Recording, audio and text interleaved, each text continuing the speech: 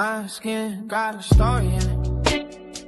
Whole rose in my bones. They call me by a number, but I know my name at home. Chain on my neck with the lines still lives. The way I walk, the way I give. Lust to the promise, that's where I fit. I've been chosen, I can feel it. Tell me who I am when the mirror won't lie. Tell me where I came from. It's written in my eyes. I was set apart long before the hurt. The son of the promise. On this earth, house of Israel, that's who I am. House of Israel, blood in the plan. Not by the label, not by the cage, ancient heritage. Calling my name, house of Israel. I know the truth, house of Israel, living in you.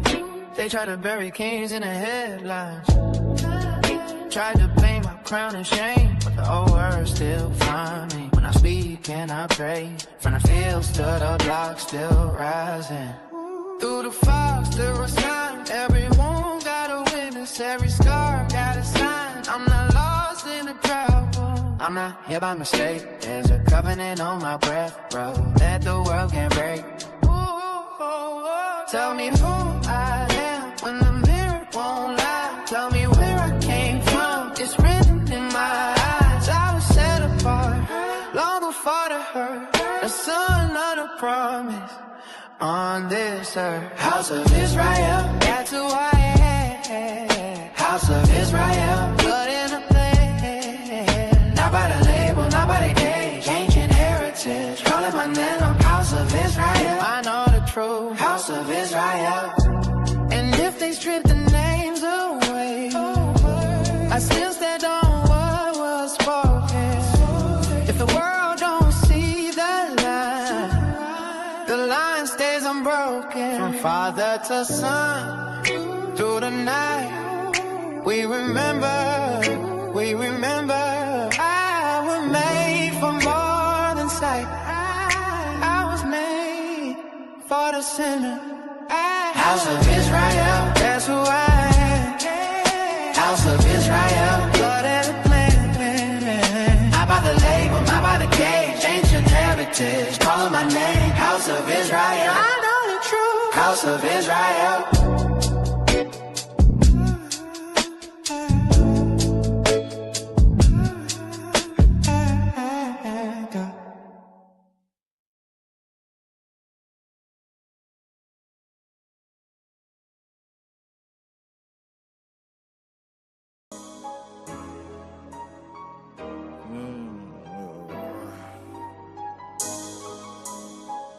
Plantation.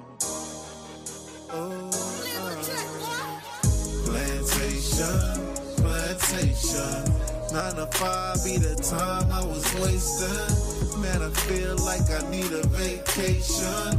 Saving up for my resignation. Why I feel like my manager hating. Ain't the one for no verbal castration. This government ain't giving reparation. We'll go to crime trying to fight the temptation. I wanna clock out as soon as I clock in, but a nigga got goals, so I gotta lock in. 30 hours is still broke. I feel like they mocking. Gotta do doubles for a band. I'd rather hit the block then. But then, so many caught off the Rico. This oppression in it feels like the book of Job. Instead of the book of Job, it's like the book of Job. After paying all them taxes, I feel like I got robbed. Man, you see this, man? I've been working 40 hours and I got J.O.P. needs just over broke. My coworkers get off and they just wanna smoke. Got me, I don't smoke. I'm in this booth too cold. You gotta hear me out. I'm the voice of hope. I don't wanna be stuck in the back of this truck. It's hard as fuck in the back of this truck. Man, just staring at me, feeling petty as fuck. Yeah, I just wanna give up. Plantation. 9 to 5 be the time I was wasting. Man, I feel like I need a vacation. Saving up for my resignation. why I feel like my manager hating. Ain't the one for no verbal castration. This government ain't giving reparation. We'll go to crime trying to fight the temptation. But one day we gonna be free. That's the vision that the Lord showed me. But the other day I had a terrible dream. Went to work and AI replaced me.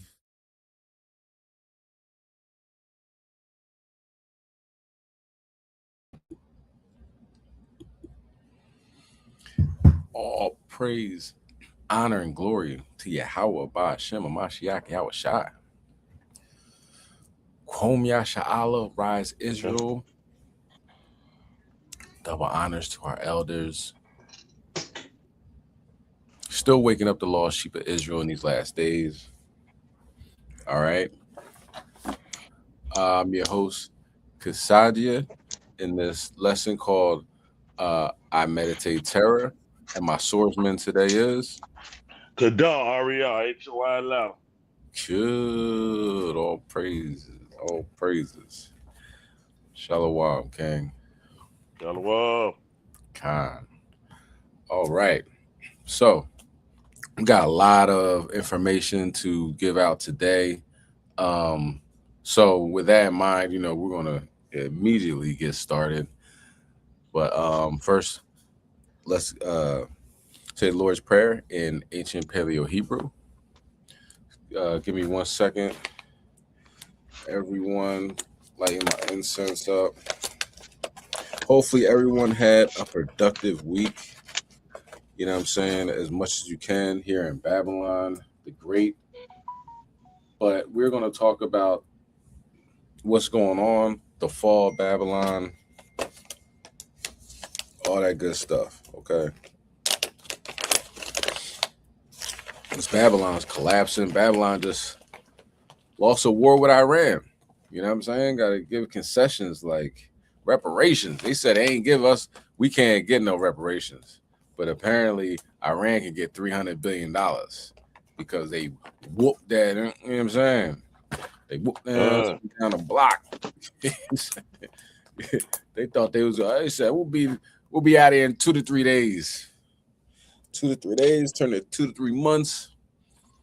They ain't get nothing accomplished, but a lot of blowing up military bases. So, you can only imagine how it feels to be considered the wealthiest country in the world, the strongest military in the world, and they get, belted behind by what America would consider a primitive military. So this place is falling apart. We can all see that. So let's begin with the Lord's Prayer. Abanawa, Shabbat Shemayim, Kodash, Haya, Shemka, Yahweh, Malachbaka, Thaba'ah, Ratazayaka, Aya, Asha, Barataza, Kawa, Aya, Bashemayim, Nadananawa, Lacham, Kau, Yawam, Wasalah, Nawa, Kabawa, Kazalah, Nawa, Kabawa, Wala'a, Thabi, Nawa, Manasai 1, Abal, Hawashai, Nawa, Mayan, Rai, Kaya, Laka, Hamalakwa, Wa'ala, Watapalaraf, Labalamniam, Man. All right, so had the disclaimer already, but of course we're gonna say it anyway. Fair Use Act, teaching. It's a class, so protected by the Fair Use Act. Let's begin. All right. I said it's called I Meditate Terror. It's kind of like an iPhone.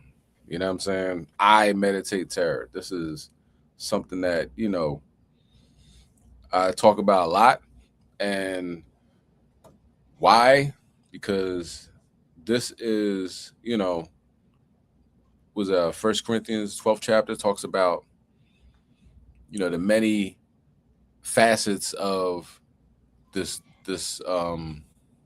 truth. Brothers are good with communication. Other brothers good with different tongues. Other brothers with healing. You know what I mean? So everybody has a job to do. So I just say, you know what I mean?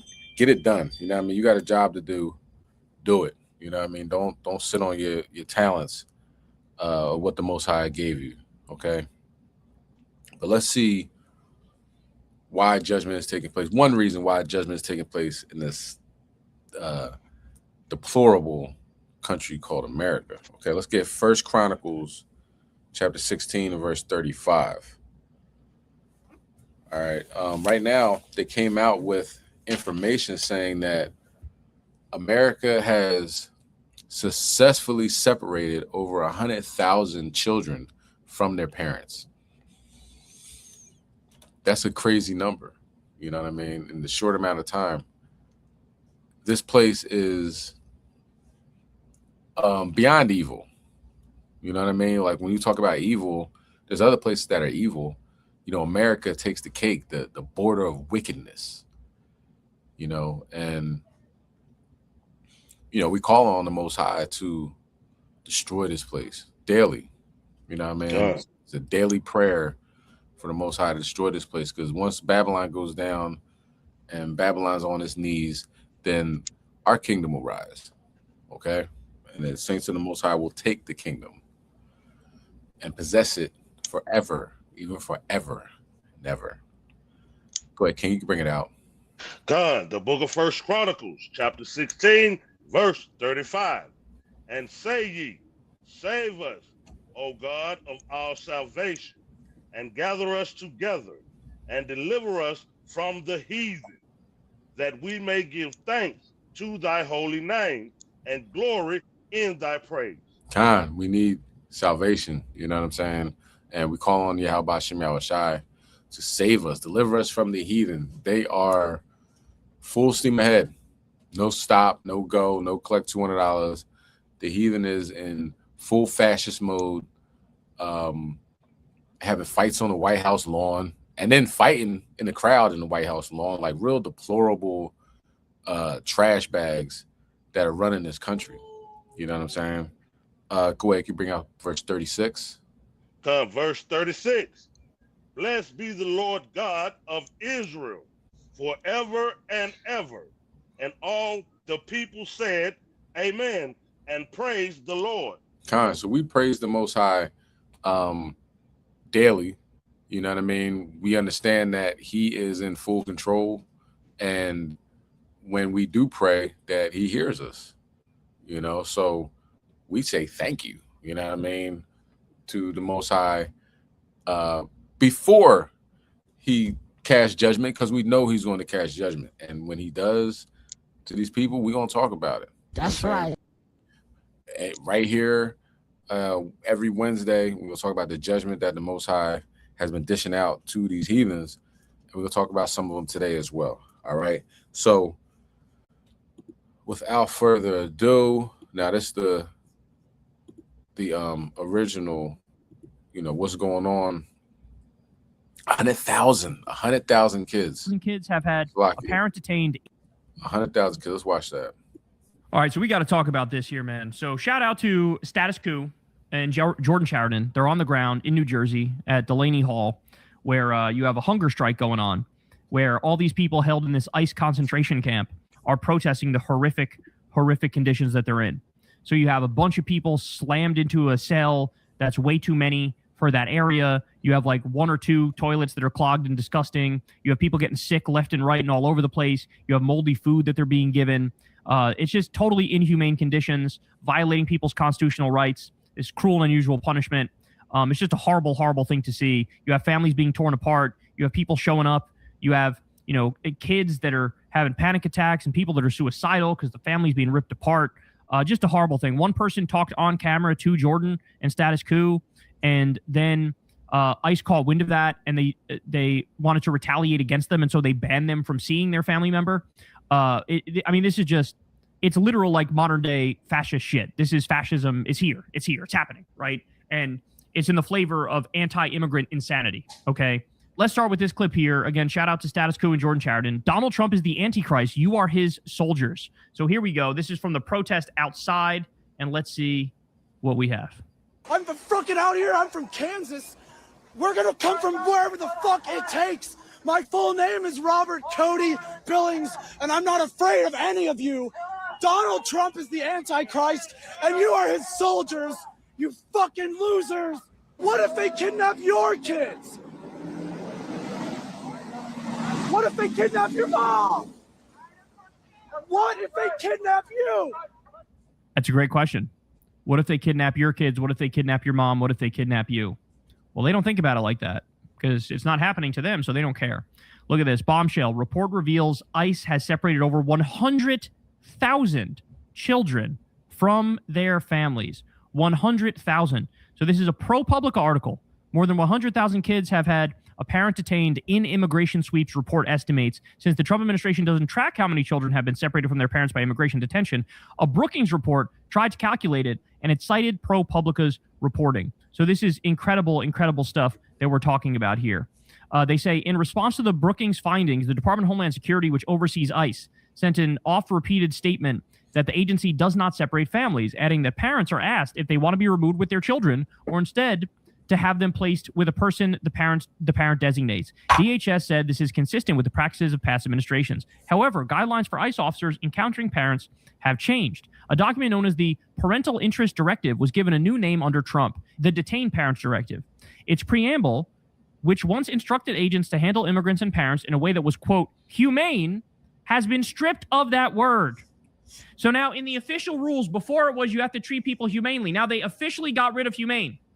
You don't have to treat people humanely. They've separated 100,000 kids. I remember in his first term, when there was just a couple of examples of that, people flipped the fuck out. He panicked and he reversed that decision. Now we are so far deep into fascism that they've separated 100,000 kids from their parents and nobody bats an eyelash. Nobody cares. Nobody talks about it. This is where we are now, y'all. This is where we are. Here we have a story where somebody inside the ICE concentration camp is incredibly sick. In fact, they're dealing with septic shock. Instead of taking them to the hospital to get proper care, which is necessary at this point, they're literally giving them Pepto-Bismol. You can't make this up. Watch. I just can't believe they gave your husband constipation medication when he was in septic shock. She gave him Pepto-Bismol. He's vomiting, profusely vomiting. She came, he didn't know what, he said, babe, they gave me some pink stuff. I said, Pepto-Bismol? He's like, yeah. I said, oh, so I called. I was like, you gave him Pepto? Ma'am, you could call back in the morning and talk to someone. And did the hospital tell your husband or you that if he doesn't come back or he doesn't get care, he could die? What the hospital told us is that he need more further care than what they gave him. Jesus Christ, man. Jesus Christ. Like, what are we? This is a nightmare. This is an absolute nightmare. Okay, here we have another protester, family member of somebody inside the concentration camp, outside of it, screaming at the ICE agents. Here we go. You should be ashamed of the job that you guys have. Yeah. Shame on you, my brother. Shame on you for the job that you picked. Convict them with their clock. Shame on you. Shame on you for the job that you picked. 90 There's plenty of jobs out here, and this is the job that you picked. Convict them with their You're supposed to be our brothers and sisters of color. Support. Of color. You're of color. With their body armor and their and this is the job that you picked. Shame on you. Shame on you. By the way, we covered the other day, again, shout out to Status Quo and Jordan Sheridan. They got the video. It was a protester outside who got shoved into an oncoming truck by an ICE Gestapo thug, and their leg got caught under the wheel and their leg got broken. Their leg was broken. All because an ICE thug shoved them into the way of an oncoming car. Now, by the way, I didn't see that anywhere else. It was here. It was Jordan Sheridan. It was Midas Touch, who works with Jordan Sheridan a lot and Status Quo a lot. But I didn't see this on any other news outlets. And I'm going, I don't know. I think it's kind of a big deal if a thuggish agent of the state shoves you into an oncoming truck and your leg gets a compound fracture as a fucking result of it. Okay, so, I mean, as you see, there is no help. You know what I'm saying? Like I said, the media is not talking about it, so people don't even realize it's happening. You know, they could pick you up. You could be, you know, status fine, but keep in mind when they did those NDAAs and was it the NDAA? I believe, you know, like the Patriot Act, and it started getting worse and worse over time. They would sign them during the during like New Year's. You know what I'm saying? To revise them during New Year's or New Year's Eve when everybody's out drinking and partying and stuff like that. This has gotten worse, where they say, we're trying to get the terrorists, or we're trying to get people that will hurt America, blah blah blah, right? But then it gets to the point where whether in wartime or peace, they can just grip you up, bring you to a undisclosed location, right there, and pretty much have you sit, not meet a lawyer, not get a phone call. You know what I mean? And now to the point where it says there's you don't have to treat people humane. Like, why would anybody take that away unless you remove the evil people, decrepit people on the face of the planet? And that's Esau, man, the Edomites. They don't care. If they did care, it'd be a whole lot more people out there protesting, but it's not happening to them. So they safe in their house, allegedly. And just you can never trust your enemy. You know what I mean? People are having shock. You didn't say it. He's in shock, and they get Pepto-Bismol. So we have a power, right? You see what they're doing. They think we're powerless, and some of us think we're powerless, unfortunately. But you have to realize the power that you have. Your power, so-called Black, Hispanic, and Native American, is keeping the laws, statutes, commandments of the Bible. That's your power. That's where your power lies. So if you're sinning, you're powerless. You have to put every effort into getting that sin away from you. You know what I mean? Like, you don't know how hard it is. Of course I do. You know what I'm saying? We in the same flesh. But you gotta do it, man. You gotta do it. And you should want to have that protection. You know what I mean? Think about whatever secret sin you doing. You know what I mean? Think about that level of protection you would want when everything shuts down. You don't want to be fighting over the alley cat over a puddle. You know what I'm saying? You want the Most High to give you abundance in that time period, like it says in 2nd Ezra 2:27. All right, but let's get John chapter 15, verse 14. We want to be close to Yahweh Hashem Yahushai. And when we pray, we want him to hear us. That makes sense. What's the point of praying if it's going to be on deaf ears? Because you are going the opposite direction that the Most High wants you to go. Let the Lord help you by helping the Lord. Follow the law, statutes, commandments. Okay. Go ahead, can you bring it out? God, the book of John, chapter 15, verse 14. Ye are my friends, if ye do whatsoever I command you. So we definitely want the Lord to be our friend. You know what I mean? Don't have that Christian mentality, man. I see Christianity creeping up in Israel.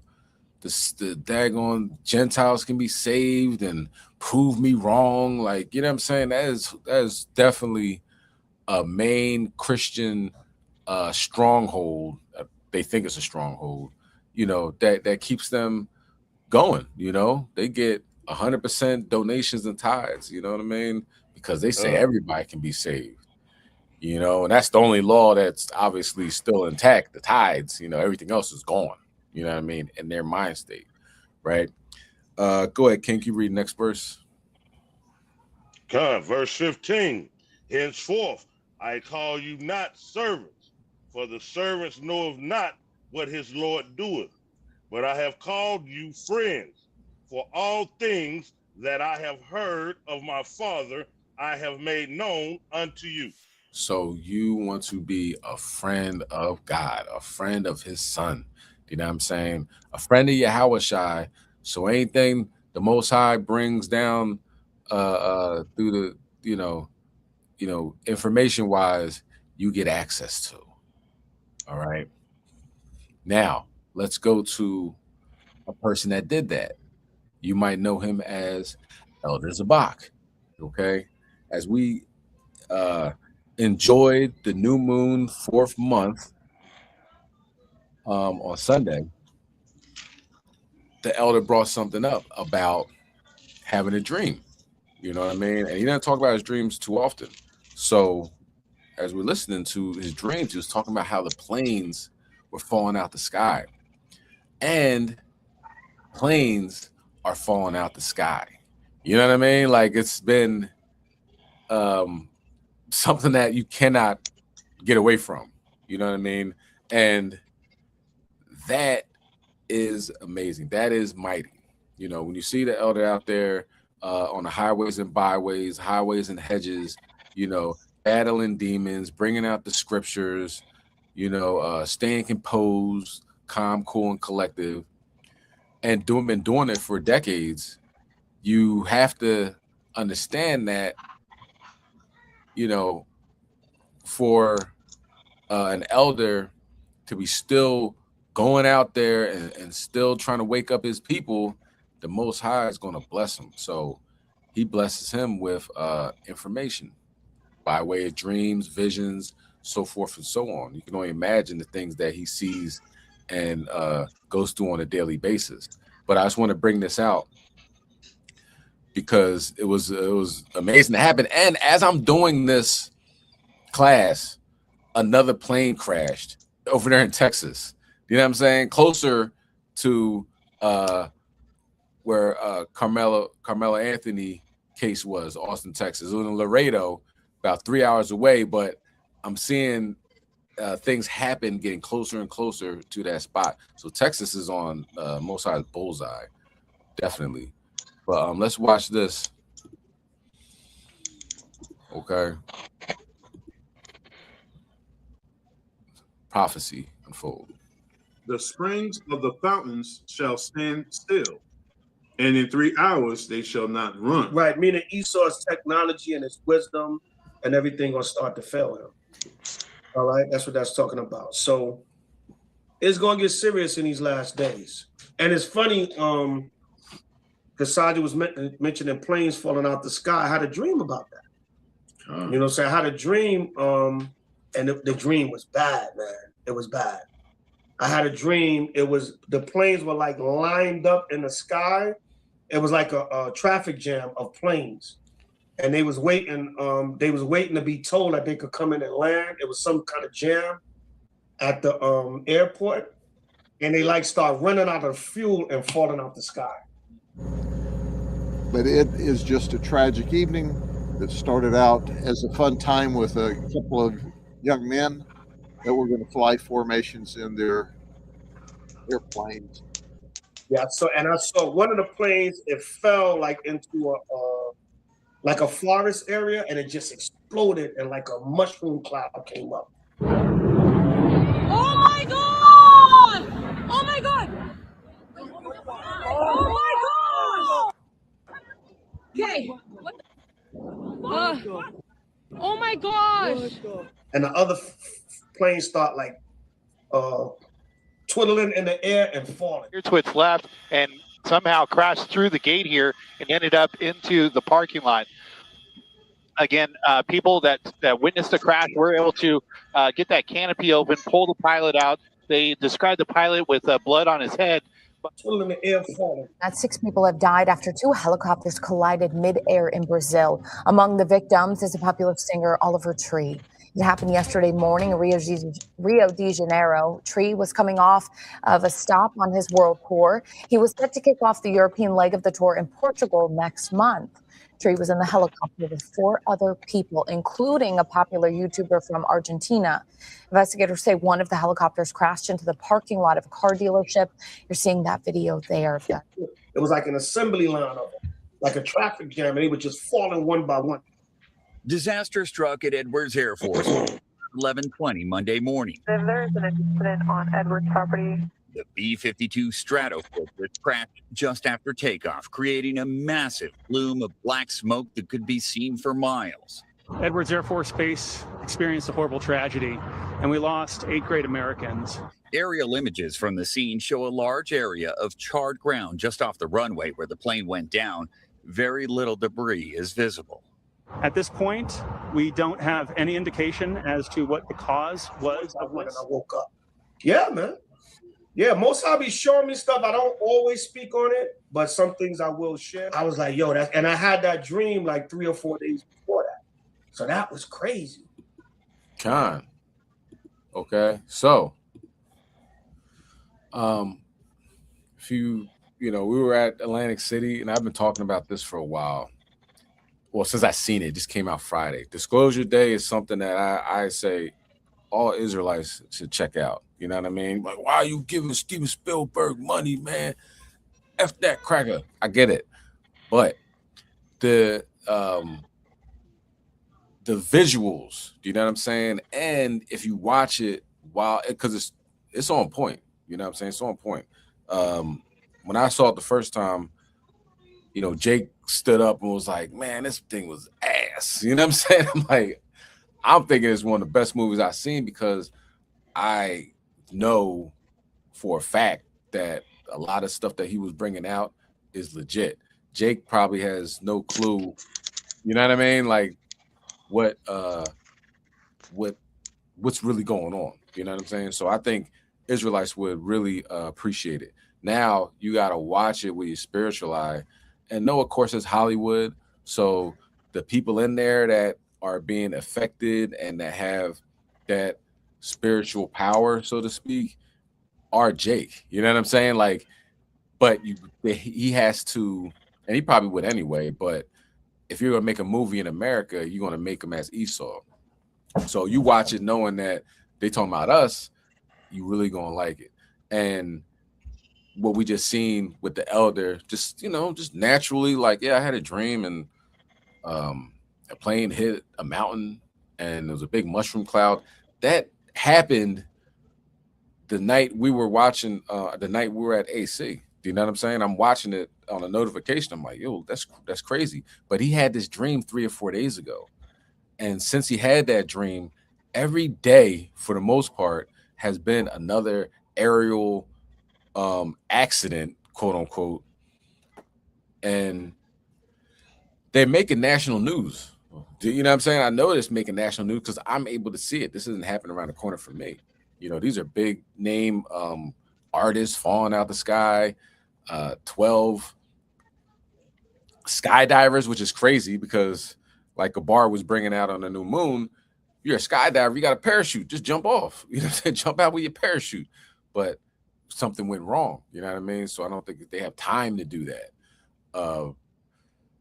Helicopters crash into each other. I said that one. B-52 bomber. A B-52 bomber. You know how much that costs? That is high military. You know what I'm saying? That's right. Yeah. They don't just fall out of the sky, you know? But this one fell out of the sky and it was obliterated. Like there was nothing there. You couldn't find, you didn't know there was a plane that crashed. That thing pretty much turned into ash. Okay. And then we get into the smaller one-seater planes. They falling out of the sky as well. Another, what was it?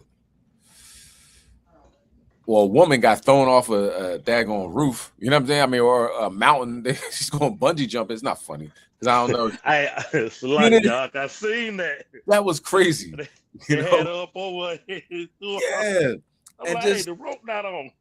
yeah, like, did anybody think maybe, you know, if I'm going bungee jumping, I might want to put the bungee cord on me? You know, I don't know. It looked, you know, she was very fair skinned like Esau, but her name, you know, was, seemed like quote unquote Hispanic. But who knows? But I do know that that's a hell of a way to go out, man. You know what I'm saying?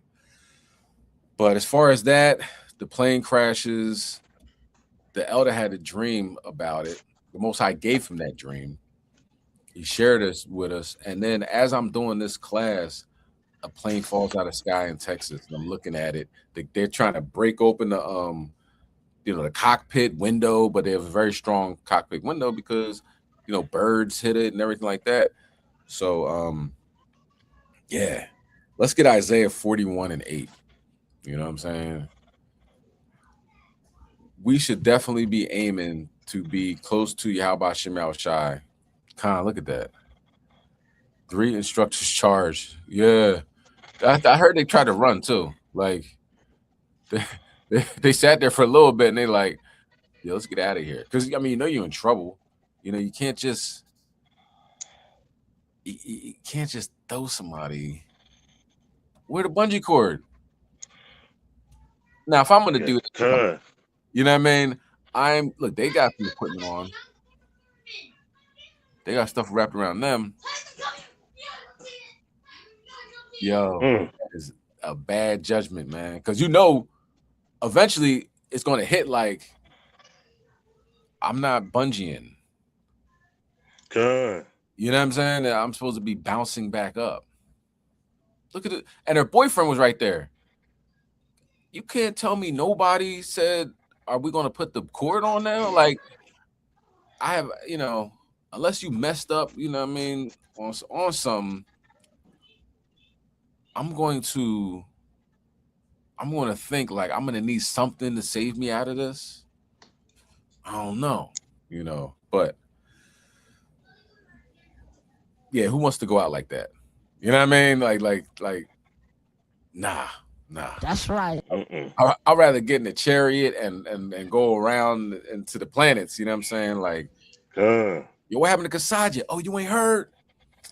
You know he went bungee jumping, right? Ain't had no bungee cord. You know what I'm saying? It's a rare form. Yeah, it looked like she might have had a loud mouth or something. They're like, yeah, let's have her fly. Let's see if she can fly. That's crazy. Hey, Shalakia, nah. I've seen quite a few bungee videos in my life. I've never seen nobody where they pick you up over the head and just chuck you off the side. You usually just jump off yourself. Yeah, that's what I thought too. Yeah, absolutely, King. Because you're just sitting there with the cord and it's like 1, 2, and you know what I mean, or they might get a shove or something. But putting you up, that like a sacrifice. Yeah, like I said, premeditation. All right, put your hands like this, like Christ on the cross, and we're gonna sacrifice you to some deity that they follow over there in Brazil. Finish him. Yeah, she ain't make it. 100, 150, 130 feet. Yeah, that's enough to do it. Yeah, I do. You know, hit the ground like a ton of bricks. Okay. Kind King. Let's bring that out in Isaiah 41 and verse 8. God, the book of Isaiah, chapter 41, verse 8. But thou, Israel, art my servant, Jacob, whom I have chosen, the seed of Abraham, my friend. So since we are part of the chosen branch, the chosen line, how about Shem Shai? Let's aim to be friends with God, y'all. You know, let's do it. Let's collectively say, you know what? I want to be friends with the Most High God. You know, I'm not trying to give him no excuses. This is a power that knows all excuses. Ah, man, the way I grew up, man, it was rough, so it's hard for me to change. Or, you know, man, you know what I'm saying? You know, I got to do what I got to do. Or, you know what I'm saying? Like, our excuses, they don't work with God, man. You know what I'm saying? Let's be honest. He has heard every excuse under the sun. You know? So he knows what we've been through. He knows the trauma we went through growing up and how it's hard for us to I can't stand these niggas. You know what I'm saying? Or I mean, I'm gonna get money, dude, even though I'm in the truth, you know what I mean? I'm just trying to get some couple dollars out of it. He knows everything you're thinking, everything you've been through. He knows that. So let's just be smart. Let's see the future. Let's go. Let's sit back objectively and say, you know what? This power is mighty. Let me stop playing with him. I don't want to get thrown off a bridge. You know what I'm saying? I don't want to get in a plane and then you start hearing beeps and all that, you know, and all the oxygen thing falls down. I don't want to go through that. You know what I mean? And especially knowing dying is one thing, but dying in your sin, that's totally different, man. Because you might just say, I never knew you when you up there with him, right? So let's collectively say, I'm done, especially HOI. I'm really talking, you know what I mean? Everybody, absolutely. But HOI, let's stop playing with God. The stuff we about to watch, somebody gets tore up by a shark and he's screaming like, yo, help me. Oh, God, help me. Ain't nobody jumping in that water to help him. That's it. That's it for him. And his arms, they got his arms and everything. So let's stop playing with God. And let's aim to be like Abraham, you know, the prophets, you know, that the Most High was dealing with, and how that Yahushua said, I'm gonna be your friend. I'm gonna tell you what's gonna happen next. So you don't have to be scared of anything. You know what I mean? Oh, what are you gonna do? Is Trump gonna do this? Is Trump gonna do that? You don't care, because you're gonna get a dream, a feeling, a vibe, a vision about what's gonna happen next. All because you turned your life completely over to Yahweh Shem Yahushua. Not no half-ass stuff. Completely. Okay. All right. Now, let me play this video and we'll come back. You know, it's the same situation, but, you know, his wife is like, I was just with him. You know, this is talking about the B-52 bomber. You know, I don't think they can even check out the teeth, because ain't nothing was left. We are starting to learn some of the identities of the victims of the B-52 bomber crash at Edwards Air Force Base in Kern County. 8 people died yesterday, including 2 Boeing employees. And Eyewitness News reporter Rob Hayes is live in the newsroom with the new details and a new interview. Rob. Yeah, we're gradually learning more about the deadly crash at Edwards. Tracking data shows that the B-52 made a sharp right turn and then nearly completed a 180-degree turn before plunging to the ground at around 60 miles per hour. Now, that bomber went down yesterday morning just after takeoff while taking part in a routine mission. All 8 crew members on board were killed. We've now confirmed the identities of 2 of the crew members. Lieutenant Colonel Miles Middleton, seen here on a GoFundMe page set up for his wife and children.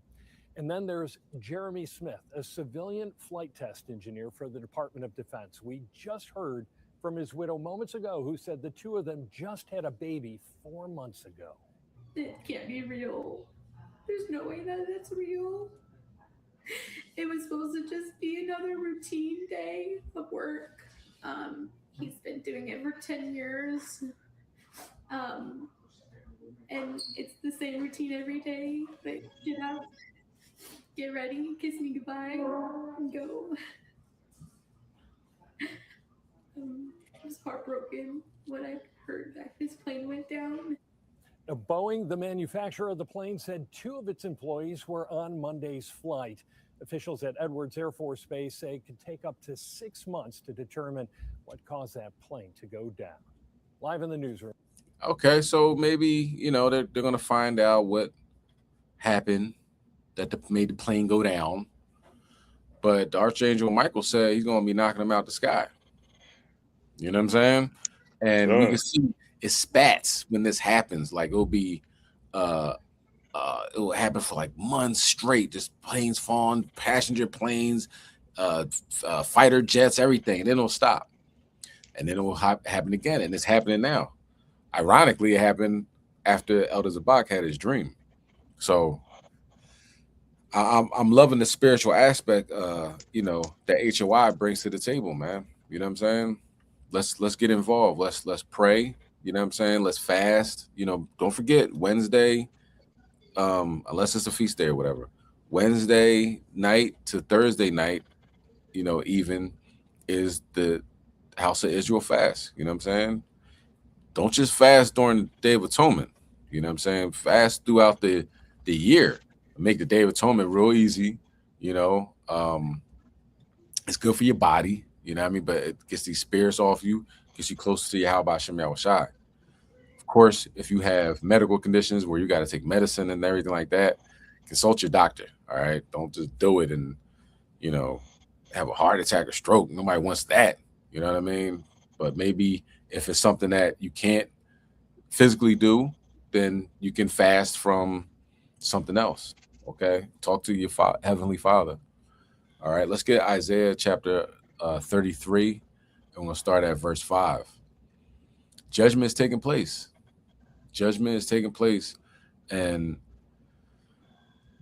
if you guys seen the movie Disclosure Day, one part of it, I'm going to keep mentioning that the woman in there was like, I don't know what's happening. I don't know what's happening, but I like it. You know what I'm saying? So it's worth it. It's worth it. It's the flow. Brothers know, like the spirit. You know what I mean? She said, I'm in the flow in the movie. You know what I mean? But when you're in the spirit, you know, you fasting, you reading the scriptures every day, you following the law, statutes, commandments, you waiting for the next new moon, and I'm gonna bring this to the next new moon. I'm gonna, you know, I can't wait for the Feast of Tabernacles. I got some new boots I'm gonna look into, or some new socks, some wool socks or something. You know what I mean? Like your mind is focused exclusively on pleasing the Lord. You know what I mean? And when you're in that flow and you're getting information, you know, it's an amazing experience and it feels good. Okay, let's bring that out, King. The book of Isaiah, chapter 33, verse 5. The Lord is exalted, for he dwelleth on high. He hath filled Zion with judgment and righteousness. So you have an ear to Yahweh Shem Yahushai. You know, you have the ear to the Heavenly Father. That's why they really scared you. That's why you on FBI watch list. They said, man, these people are cool with God. They're antichrist. You know what I mean? They do the opposite of the Most High. So when you're close to God and you're saying, I don't like that Carmelo Anthony got 35 years. I don't like that the young brother got shot in the back and the Asian dude that shot him got off. You know, he says self-defense. I don't like that. Yeah, how about Shemal Shak? You judge the situation. When everybody's doing it, just like ancient Egypt, then that's when things to really start turning up. Okay. So I just want to give a heads up to, you know, let's get it done. Okay. Go ahead, read verse 6. Verse 6. And wisdom and knowledge shall be the stability of thy times, and strength of salvation. The fear of the Lord is his treasure. Wisdom and knowledge shall be the stability of thy times. Okay, so we know what we doing. Remember, I don't know if you remember, it was, I forget the guy's name. I don't know if it was Cotton. One of the politicians. He says, our enemies, we know what they're doing. They know what they're doing. We know that they know. You know what I'm saying? What they're doing. But the American people, they have no idea. Who you think he was talking about? Do you know what I'm saying? We gotta understand that you know, even though we've been beat down for so many centuries, decades, saying we ain't this and we ain't that, they know who we are, especially when we wake up and we know who we are and we know the power we yield because of the heavenly. You know what I mean? It ain't just us. You know what I mean? You don't want to get, your head swelled up because of our obedience to the Heavenly Father. They scared to death. That scares Esau. And I like it when Esau's scared. I don't know about you. So speaking of that, let's get the next video and we'll come back with the scriptures. You want to see a scared Edomite? You got to see him right now. Main man was screaming to the heavens. A Florida man is in critical condition after a shark attack outside a U.S. Navy facility on Monday. We want to warn you, the video of the attack is hard to watch. Christian Benavides has the latest. Terrifying video out of Panama City, Florida, appears to show a man fighting for his life as he is attacked by a shark. We just had a Signal 45 shark attack out at the Navy base. Navy support activity officials say the man, who is an employee with the Navy base marina, was swimming during his lunch break with another co-worker Monday when a shark attacked him. The man sustained injuries to both of his arms and was taken to a nearby hospital where he was rushed into surgery. Officials say the other person was not hurt. Seeing sharks off the coast of Florida this time of year is not uncommon. It's why many are calling for a national shark alert system. Lulu's law would require the FCC to send out emergency alerts to cell phones in the event of an unprovoked shark attack. The bill has passed the House and Senate and awaits President Trump's signature. My best friend just started screaming, and she screamed shark. We all just started swimming for our lives as fast as we could. It is named after teenage shark attack survivor Lulu Gribben, who lost her hand and leg in an attack in 2024. We spoke with her in April after Alabama became the first state to enact the process. Do you feel that this is a system that should be in place in more states? Yes, I think Alabama has a very small coastline, and if it was implemented in the whole United States, that would just be a dream come true. Christian Benavides, CBS News. Yeah. So let's bring out Obadiah chapter 1 and verse 8. You know what I'm saying? And if I'm swimming with you and I'm yelling for help, you gonna come help me? You just gonna swim on shore? How come the shark ain't hit you? Like we're gonna talk about this afterwards. We could have fought that shark together.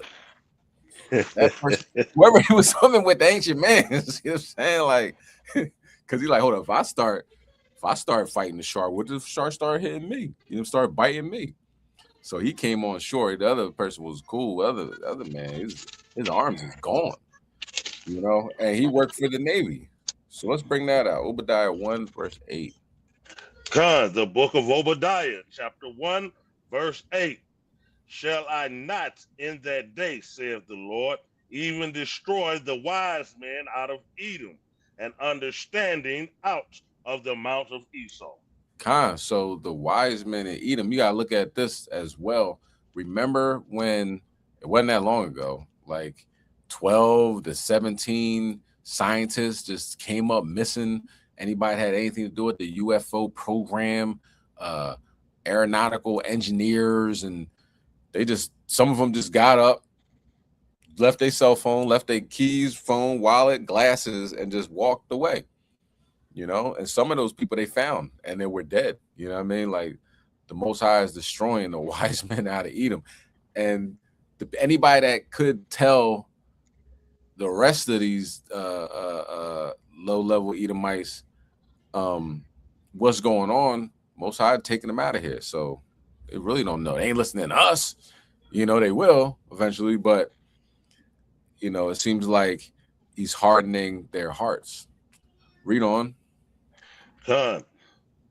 Verse 9. And the mighty men, O Teman, shall be dismayed, to the end that every one of the mount of Esau may be cut off by slaughter. They're dismayed. They don't know what's going on. The mighty men, you know, this is a Navy officer. He swims on his lunch break. You know, he might have swam 500 miles this way and 500 miles that way, and in his little half-hour or 1 hour lunch break. But he can't fight off that shark. He did not swim. He was screaming to high heavens. And somebody just sat there and took out their phone and recorded him. Like that was been his last words as he's drowning in a pool of blood with a shark, you know what I mean, swimming around him. Somebody got their phone out.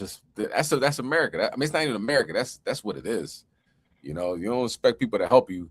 They're gonna take their phone out and see if they get some likes, comments, and subscriptions. Okay, let's get Ecclesiastes chapter 39 and verse 30. And while you're at it, make sure you like, comment, and subscribe on this video. Bubba Kashaw.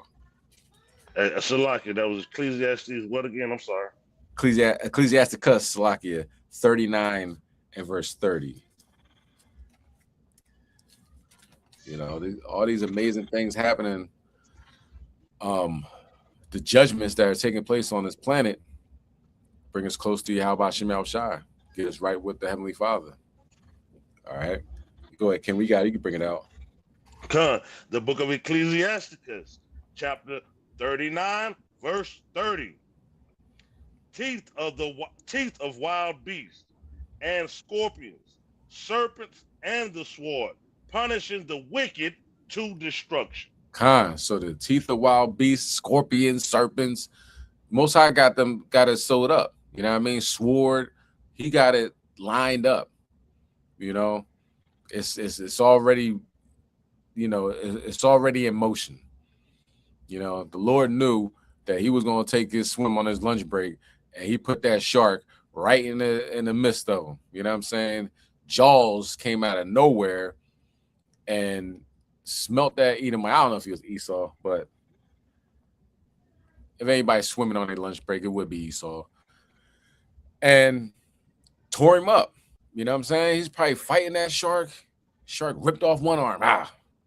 Hit him with the other arm. Now he's sitting there. How you swim? He's, you know what I'm saying? Got no arms. He's just moving in the water like this.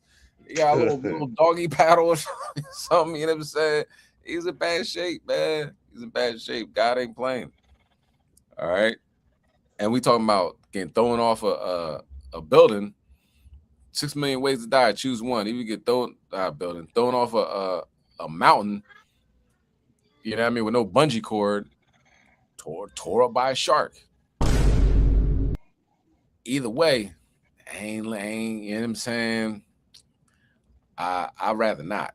You know, if I can avoid those things, I do it. Okay. That's right. You know, that's why doing these classes, reading the scriptures, you know what I'm saying? It makes it easier to say, I'm going to do my best not to sin so a shark doesn't take off my arms. That's a fair thing. You know what I mean? Most High, I get it. I hear you. I hear you. I don't want to punish the wicked to destruction, not trying to be the wicked. Okay? Let's read the next verse, King. Verse 31. They shall rejoice in his commandment, and they shall be ready upon earth when need is.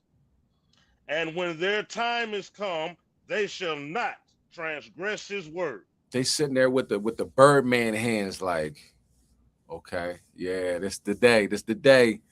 About to tear off some arms, tear off some limbs. They ready. You know, when the time has come, they're not going to transgress. They're like, you know what? I don't know if I could do that, God. I don't know if I could tear him up in the middle of the ocean, in Panama City. And he probably one of those, you know, not for nothing down Florida. Yeah, that's what Carmelo Anthony gets. You know, real slick with the tongue. You know, might have a little anonymous profile online, talking heavy. God knows. God, the angels see. You know, or how about this? He might be the nicest Edomite you can ever imagine. You know what I'm saying? Helping old black ladies cross the street. You know what I mean? Volunteers his time at the Boys and Girls Club. He might be, you know, with all sense and purposes, he might be kind of a nice guy. So that lets you know that the Lord, he said he was lunch for the shark. The Lord, you know, has an issue with Edom. You know what I mean? All of them.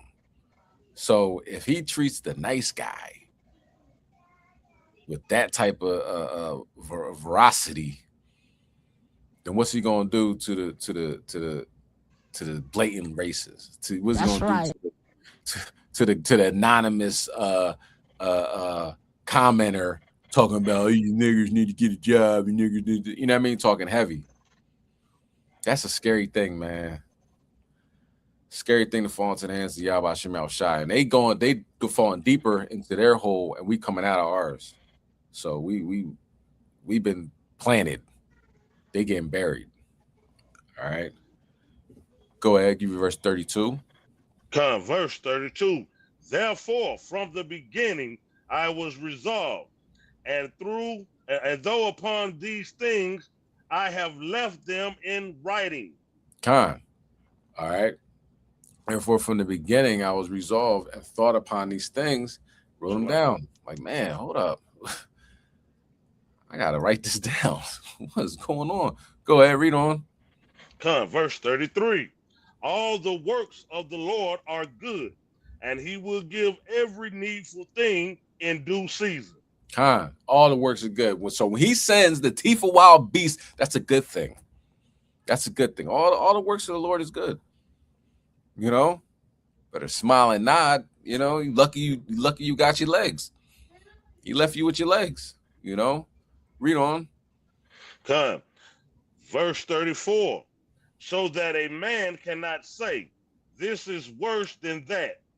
For in time they shall all be well approved. You know what I mean? You can't say that's a bad thing. Or what? That you got your arms taken off. You know? Because it was the Most High said is it needs to get done. So it got done. You know?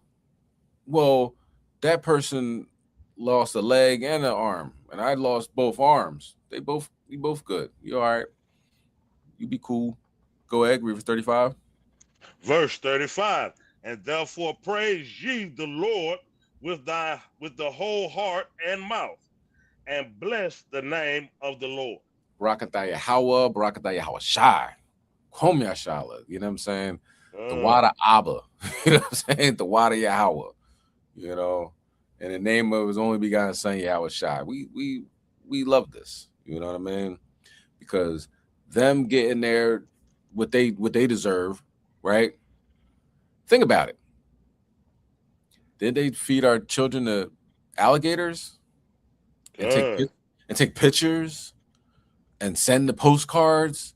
You can still see the postcards to this day. You can actually buy the postcards to this day. In where? Florida. You think God makes mistakes? Not at all.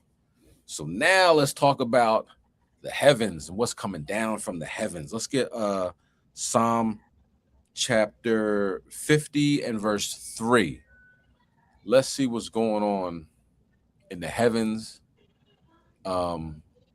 This guy talks about these fireballs. I'll be calling them meteors. Now they transfer it to fireballs, which I'm good with. That sounds much better. It's really an object that's on fire, that's streaking through the sky, seen over multiple states. A meteor is really fast. It doesn't, you know what I mean? It burns up in the atmosphere.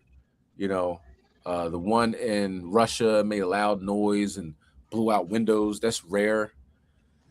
So these things that are happening, they're not meeting the criteria of a meteor. So let's call them fireballs. I'm gonna say they're chariots, but you know, maybe not all of them, but I'm gonna say they chariots. God, he said Trump didn't let Netanyahu see the peace deal he made with Iran, and they've fallen apart. You know what I'm saying? That's a beautiful thing. Satan versus Satan. You know, Iran's about to get $300 billion. Americans just got higher gas prices. Like, you can't make this stuff up. The richest country in the world, or the smartest country, the most, the empire is collapsing.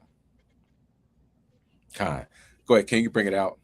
Khan, the book of Psalms, chapter 50, verse 3. Our God shall come, and he shall not keep silence. A fire shall devour before him, and it shall be very tempestuous round about him. Khan. So the fire is devouring before him. It storms round about him.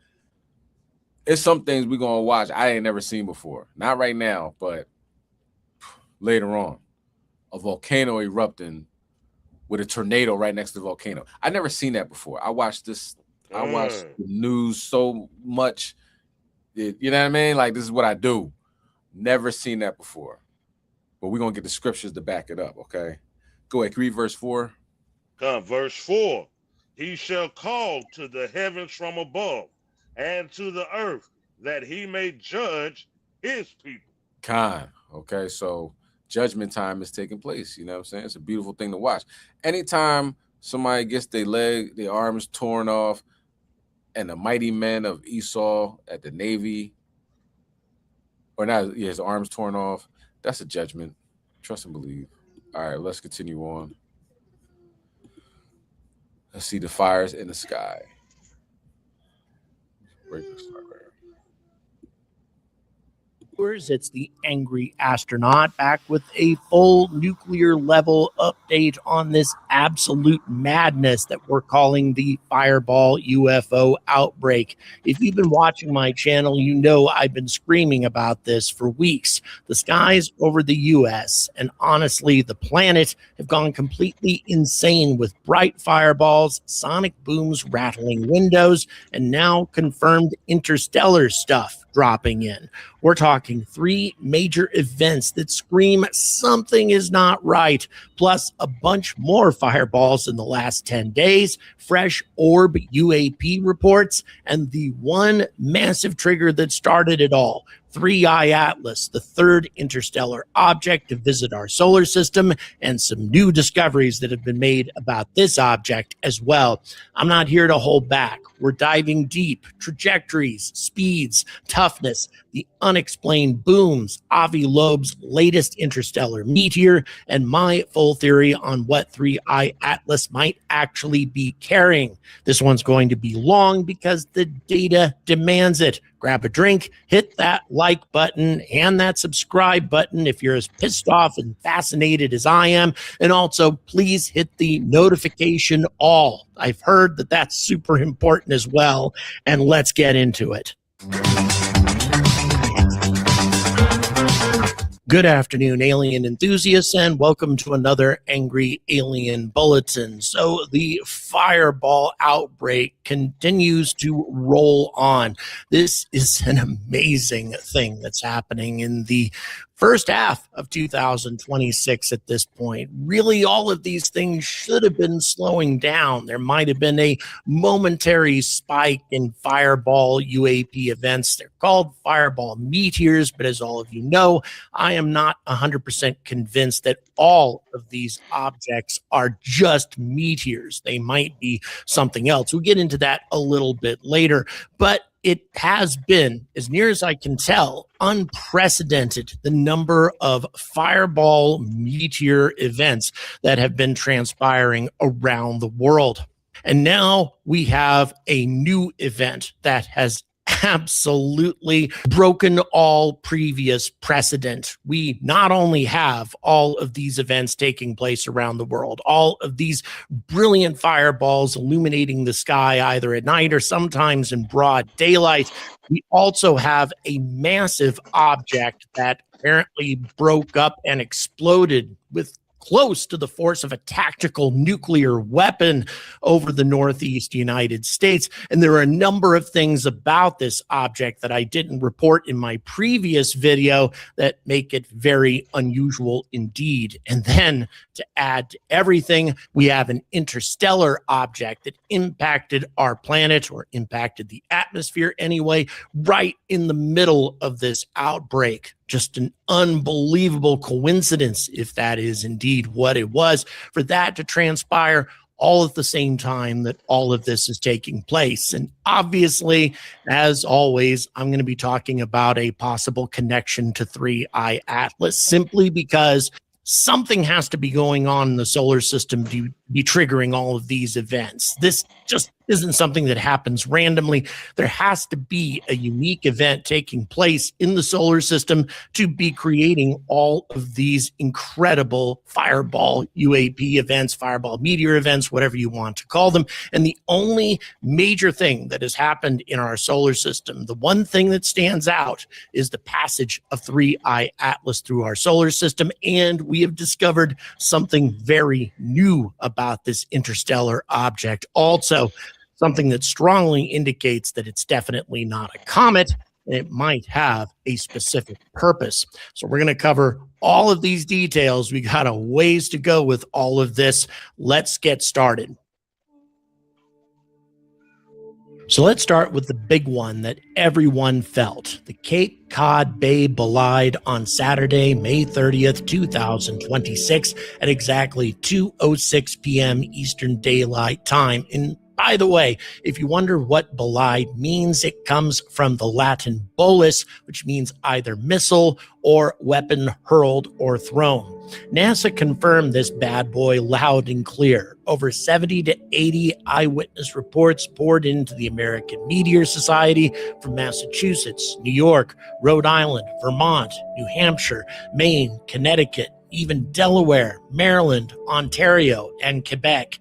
People saw it in broad daylight, a massive flaming streak that ended with a deafening sonic boom and explosion.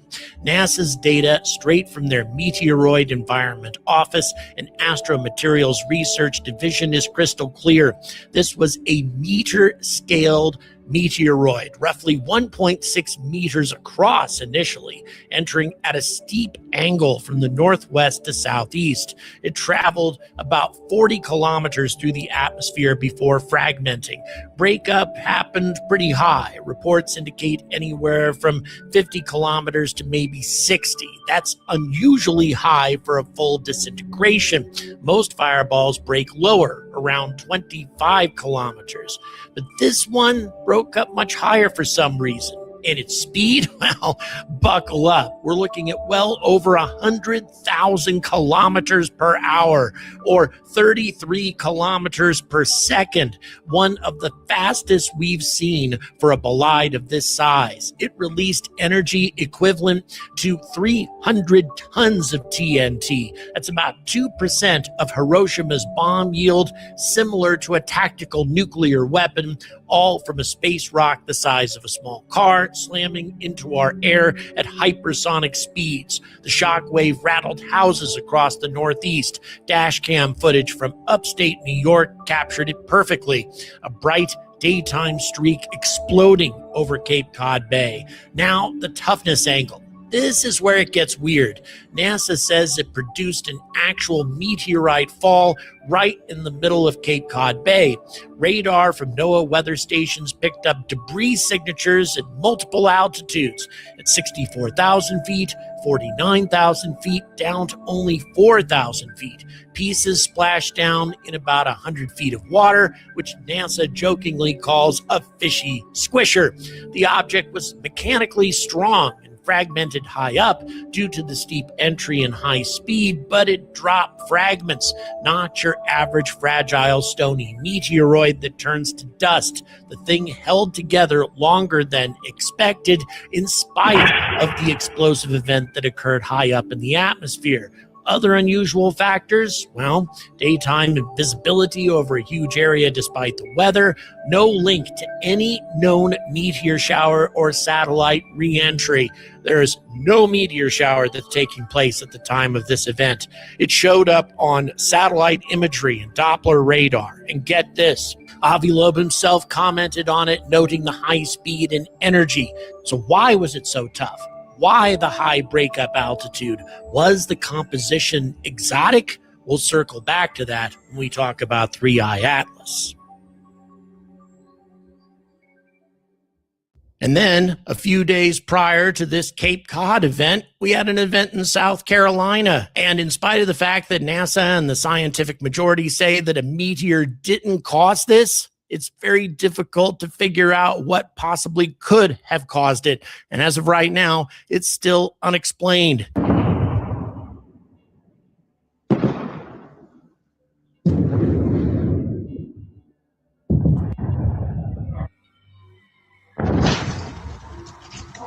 Just 2 days before Cape Cod, on Thursday, May the 28th at around 5:24 p.m. local time, the entire Midlands of South Carolina got rocked. Hundreds of reports from Columbia, Irmo, Florence, Sumter, Lexington, even as far as Clemson and Charleston. That's a pretty big area, by the way. I lived in South Carolina for about a quarter century.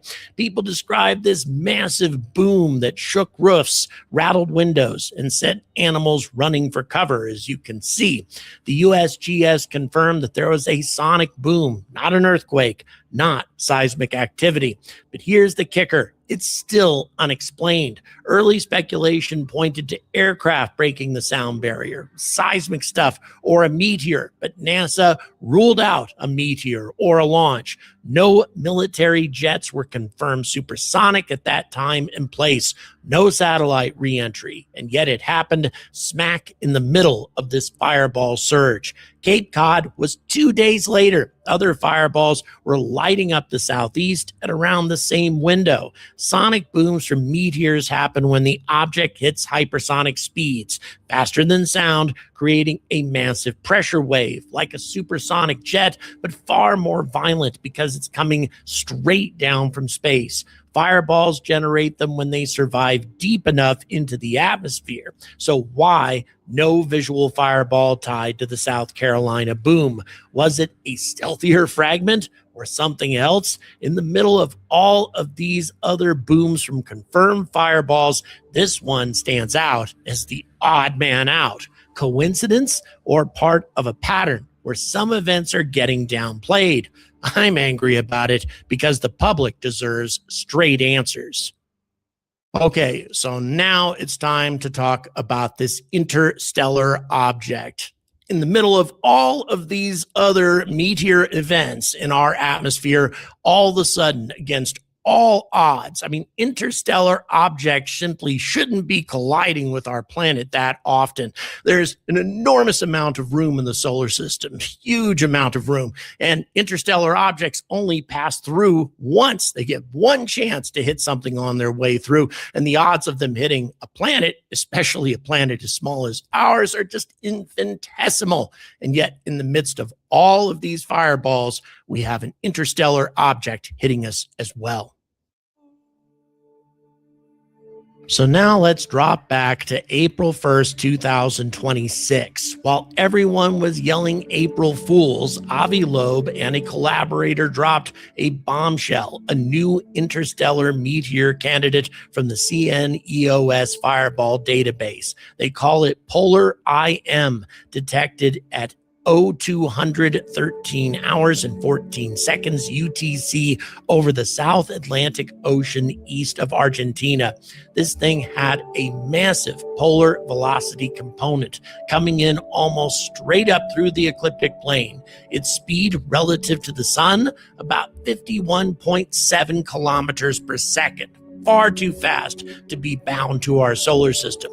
Loeb's analysis gives it an over 99.9997% confidence as an interstellar object. The impact energy was very small, 0.086 kilotons TNT, and the altitude of this explosion was very high, 90.5 kilometers. Its mass was only about 150 kilograms, its diameter roughly half a meter. It disintegrated way up there, so obviously there's not going to be any easy recovery, but the high altitude breakup is telling. In the middle of this fireball outbreak, a confirmed interstellar object slams in and basically vaporizes high up. Loeb has been hunting these things for years. Remember the IM1 event in 2014? Well, since that time, there have been several other interstellar candidates, including this one. We're talking about one interstellar impact every 2 years, roughly. That is far too often, given the amount of interstellar material available and the immense odds against a random encounter with an interstellar object as it passes through our solar system. But this is the most robust candidate yet. Coincidence with the surge? Or is this a malfunctioning visitor? I'll get to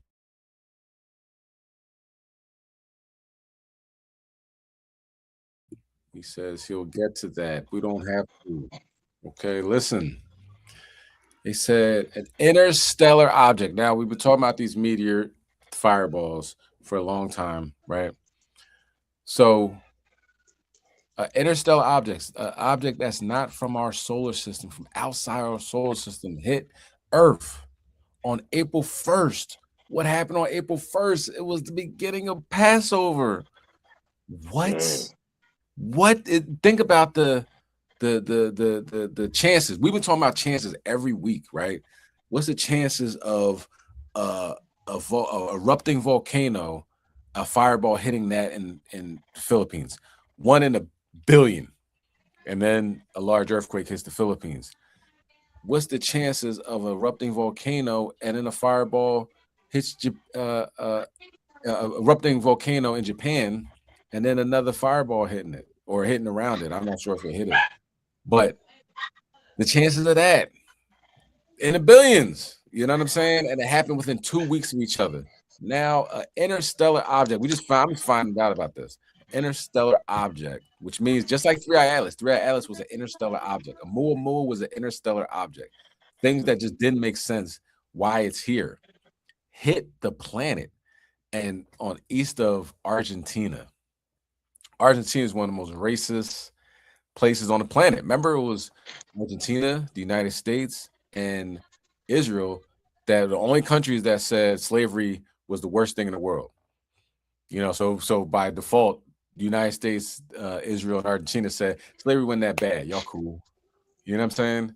So interstellar object landed, what they say, outside of Argentina. Yes, the chariots are buried in earth. That's what I'm saying. Like, man, like War of the Worlds type stuff. Like, eventually it's going to just come on up and destroy.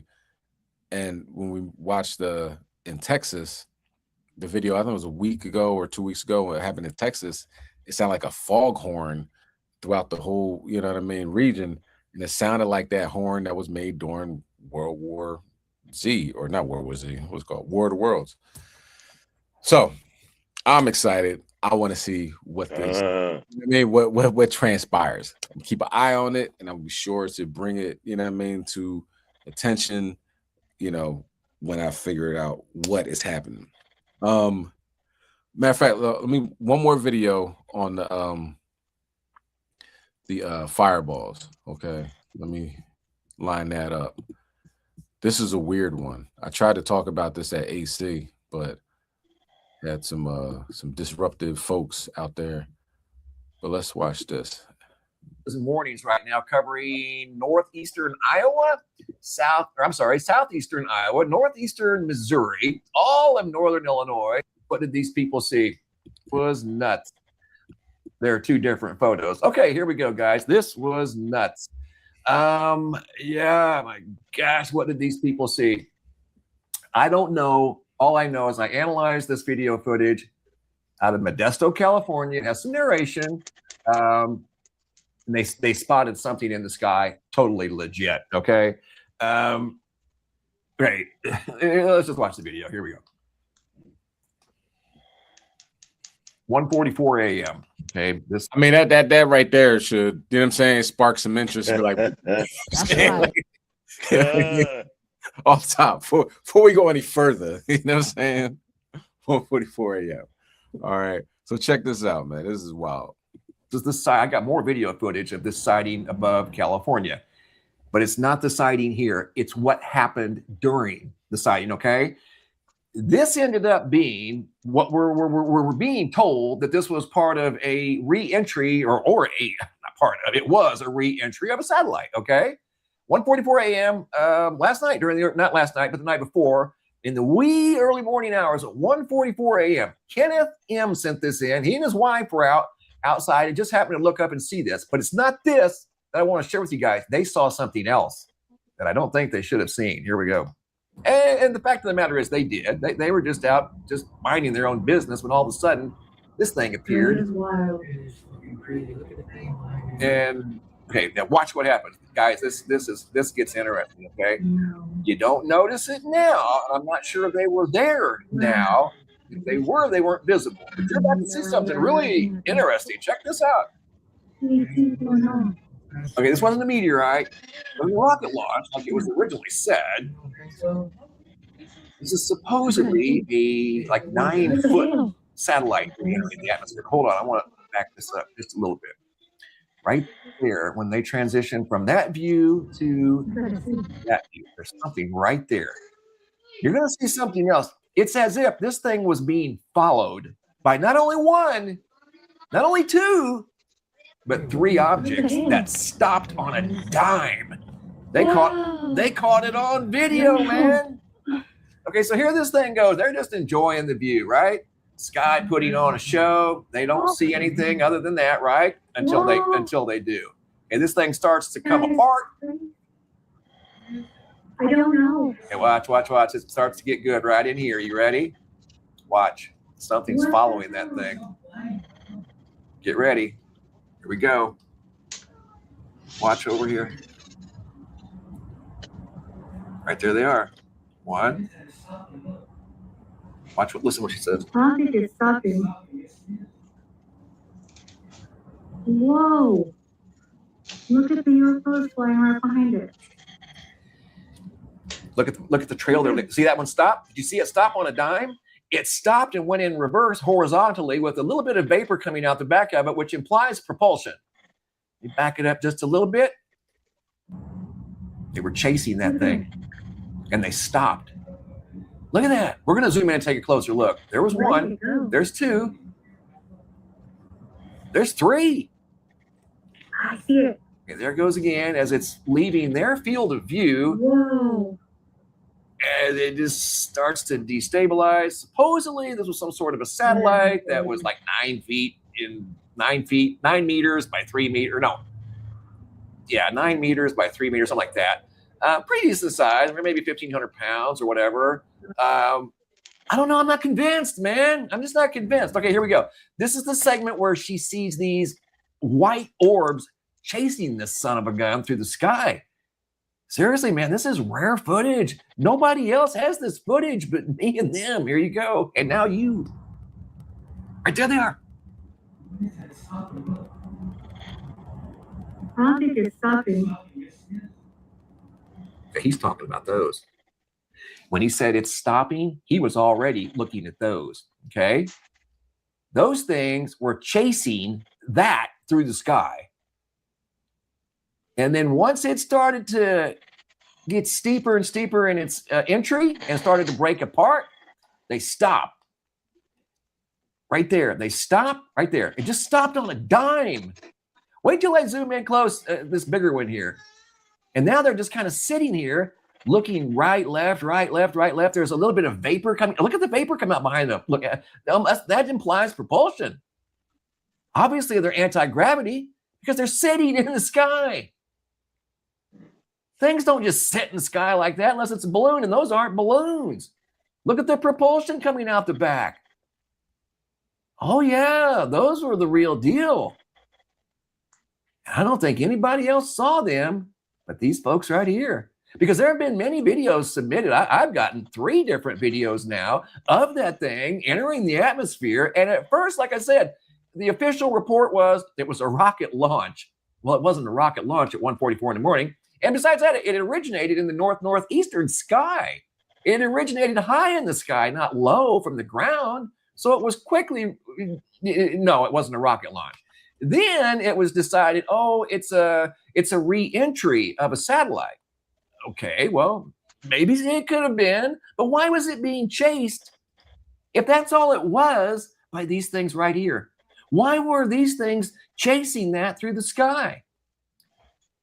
Because it was probably something else. But what were these things and where did they come from so quickly? And they didn't look like they were alone. When you zoom in and stop these things in nanosecond frames, like right there, they appear to maybe have some sort of an energy field, something. You're going to see something almost appear to go inside this one. Watch. See that black thing? Watch one more time. Okay. Something black appears right up there. I can slow it down. Right there. Okay. It gets smaller and then it goes right into this thing. Watch. See it right there? It's like it goes inside of that thing. Like it was chasing whatever that was too. Oh, these things were in hot pursuit, man. Hot pursuit. Alex Will, you had action above your head, buddy. Oh, it was going on 2 nights ago at 1:44 in the morning. Alex Will. Oh, it was. So here it is in fast forward. Sometimes you can see things a little better in fast forward, especially when you're trying to observe things in the sky. There they are. You can see them moving. Then they stop. Look left, look right, look left, look right. Those were scouts of some sort. Those were definitely scouts. If I've ever seen a scout, there was 3 of them right there, and they were on it. They were on it, man. Nobody else saw them that I know of. Wow. Then Bakersfield. I mean, this is all down there in California. Alex Will, 1:44 a.m., my friend. This was just sent in to me. Well, I just got it today because I got the Dropbox back up and running. Let's go. Send them in, guys. The Dropbox is working again. Bakersfield, California, Sean A. at exactly 1:44 a.m. He looked up and saw that sucker moving through the sky. But the only thing is, from his point of view, he didn't see the 3 orbs, whatever they were. They didn't look like fixed-wing aircraft, that's for sure, chasing that through the sky. But he had a good view of it from Bakersfield. But Modesto, man, they had a front row seat. So, Con, you know what I'm saying? I mean, let's be honest, okay? 1:44 a.m. Are you kidding me? So we all know what that's about. And the other video, which I thought this was what this was, but I think his next video, he's kind of shocked that right around the same place and right around the same time that this thing fell out of the sky, something, well, I don't know if something hit it, but it was a large fire that happened at a medical warehouse or medical facility that the thing ended up being on fire. You know what I'm saying? He's like, all right, I'm not, conspiracy theory. I don't want to just put 2 and 2 things together, but that amazing footage. And then now this is breaking news, right? That this thing's on fire. I don't want to put 2 and 2 together, but you got to see it. You know what I'm saying? Like, what's going on? So that was back then. But I think like yesterday, Spokane, Washington, it was some big, lightning strikes, and they having like some crazy fires going on over there. We might have to talk about that next week or whatever, but God ain't playing, put it like that. But yeah, I mean, before we're going further, Most High not playing. All right. Now we're gonna get into the next segment, right? This is this brother, right? This is why we're at AC. Brother, we know him. You know what I'm saying? So everybody that's in the Northeast, HOI Northeast, that ever been to our meeting place, you know what I mean, in West Philly, we know this brother. You know what I'm saying? We deal with him. We deal as far as business goes. You know what I'm saying? He had an issue. You're going to talk about it in the video, but he had an issue with the police. End up shooting 3 of them dudes. You know what I'm saying? But he ended up getting killed. So the judgment is going out, and we're going to talk about it. But let's watch the video, and then we'll come back with the scriptures. Okay? All right, so this is our dear brother, Eric Franks, who is now deceased after shooting 3 police officers in Philadelphia. He succumbed to his injuries, and now more information is coming about who he really was and what really happened during that night. Peace and blessings, all praises due to the Most High. I covered this story yesterday, and finally, a little bit more information and pictures are coming out about the situation. I want you to watch this news story that gives a little bit more detail about who this man was and why he was at the location in which police ultimately took his life. With developing news, one of the 3 officers shot over the weekend in Philadelphia released from the hospital today.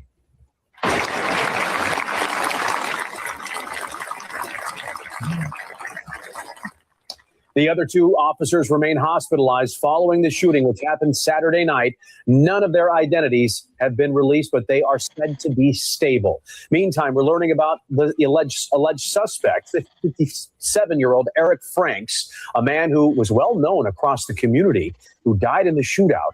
The entire ordeal shocking so many who knew him. Police have not yet shared what led to the confrontation, which took place there at North 54th and Arlington Streets in West Philadelphia. That's where we began at 5 o'clock. I'm Jason Martinez. I'm Sheba Russell. We want to head straight out to Jennifer Joyce with more from the community and the investigation. Jenny. Yeah, good evening, Sheba and Jason. So as you said, there was one Philadelphia police officer who was released from Penn Presbyterian earlier today, who was one of 3 shot over on Saturday night. And what we know about him is he's a Philadelphia police sergeant who served 2 tours of duty in Iraq, now heading home to recover. A strong show of support for a 39-year-old Philadelphia police sergeant as he's released from Penn Presbyterian Hospital 2 days after he was shot in the line of duty. He's in great spirits, right? He's luckily with his injury was a through and through wound through his thigh. So, all things looking forward, the prognosis is good. Part of this is just making sure that he knows that he's valued, that his work is important. And so when the men and women come out here and honor him as leaving, it's special for us. A total of 3 Philadelphia police officers were shot Saturday night after investigators say they were confronted by 57-year-old Eric Franks. Police say officers responded to 54th and Arlington Streets for reports of a shooting. While they were at the scene, police say Franks approached them and became combative. Fox 29 News obtained this video that shows part of the interaction. As police went to arrest Franks, they say he drew his weapon and opened fire. Police returned fire, killing Franks. It hurts because I know him in the community to be such a decent person. So it's really surprising, sad. Fagan Leslie works at Franks & Franks grocery store next to Mingle Events, a company that Franks owned with his wife of nearly 30 years, according to the family's attorney, James Funt. Funt says Franks was a father of 2, served in the Marines, and as a Philadelphia firefighter for 19 years. He became a firearms instructor and a community activist. Was involved in trying to make the community safer and to try to get rid of the scourge of the drugs that had infested that neighborhood. It worked, as I understand it, with both police and with his councilman on those issues. Funt says Frank's son called him to the event space Saturday night after shots rang out on the block.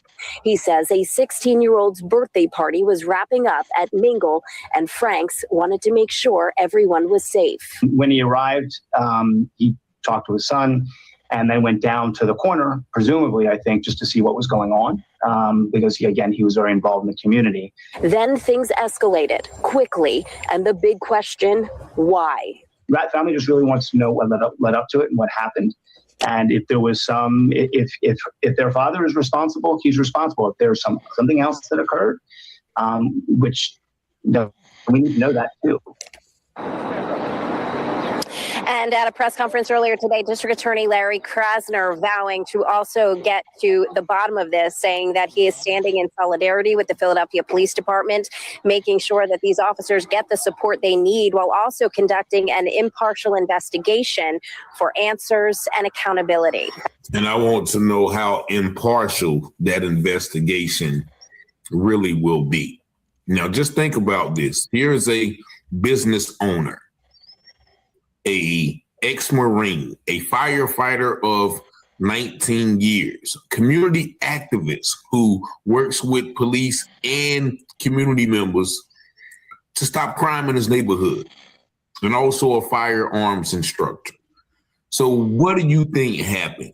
Now, somebody slowed that video down, and it seems that they said that he may have even already been shot while he was tussling away from the police officers.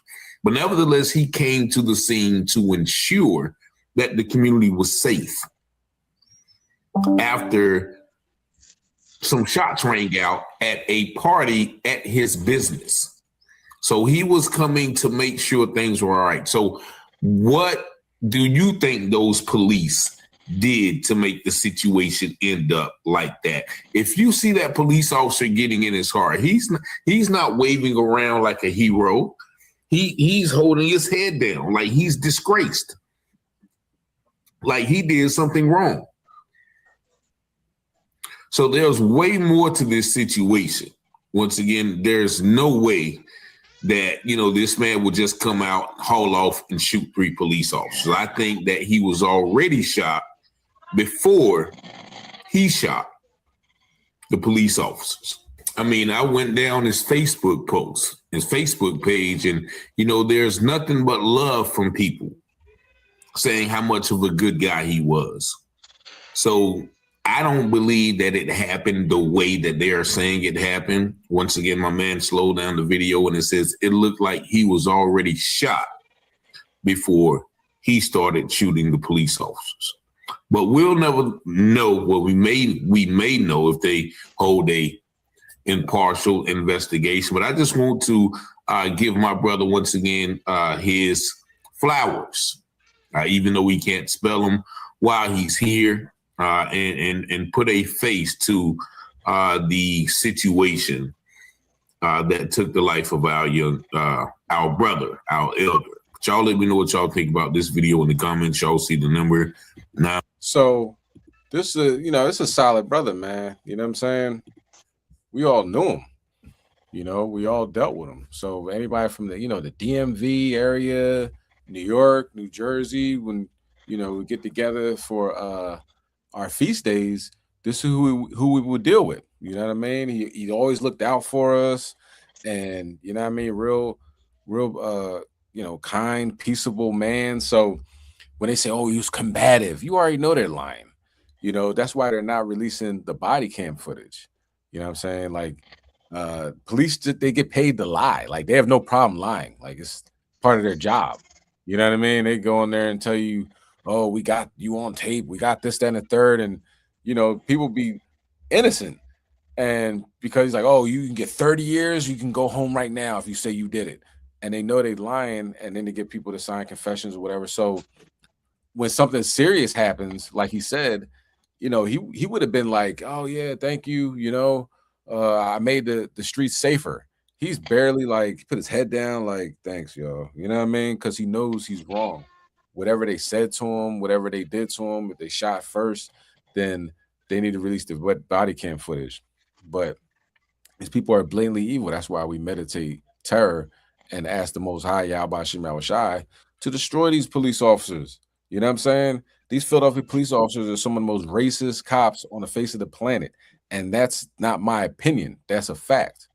They got in trouble for putting racist and violent memes up on a Facebook group chat that they were all about, and as a concentration of people, a lot of those people that was on that Facebook, it was all over the country, but a lot of people that was on that Facebook group was from Philadelphia, had the most amount of racist, violent cops on that Facebook page. You know what I mean? More than New York, more than LA. So, for us to be naive and think that, justice for all, it doesn't happen. That's why we're calling you, how about Shem Shai, destroy these pigs. Can you go to Ezekiel chapter 25 and verse 17? Community activists, everybody loved them. You know what I'm saying? So you're telling me that now you can't put look at his criminal background. Oh, he was selling drugs. Oh, he just got finished assaulting somebody. He's got finished stealing a pocketbook from some old lady. You can't put that on him. You know what I'm saying? This guy's a business owner for 30 years. You know what I'm saying? Married to his wife. You know what I'm saying? A family man. All right, but the Most High is going to get vengeance on these people. Go ahead, King. You bring it out. God, the book of Ezekiel, chapter 25, verse 17. And I will execute great vengeance upon them with furious rebukes, and they shall know that I am the Lord, when I shall lay my vengeance upon them. So those 3 shot, that's just the beginning. Most High ain't even start yet. He didn't even start. Okay, let's go to 1 Thessalonians 1:6. And my man didn't hesitate. That's another thing. We got to think about the Maccabees, right? When it was the Sabbath and the heathen was coming at them and making war with them, and they're like, "Oh, it's a Sabbath, I can't fight." And he killed them all. These people don't got no picks. I mean, they do got picks. It's us, but they ain't got no type of morality, no type of honor, integrity, where they'll say, you know what, they doing their thing. It's the Sabbath. Let's chill. they wait for any opening and they take it. You know what I mean? And what happened? The next wave came through like, look, if we do, if we follow what our brothers did and don't fight, then we're going to get killed too. You know what I'm saying? So he saw that his life was in danger and he reacted. Ain't nothing wrong with that. You're supposed to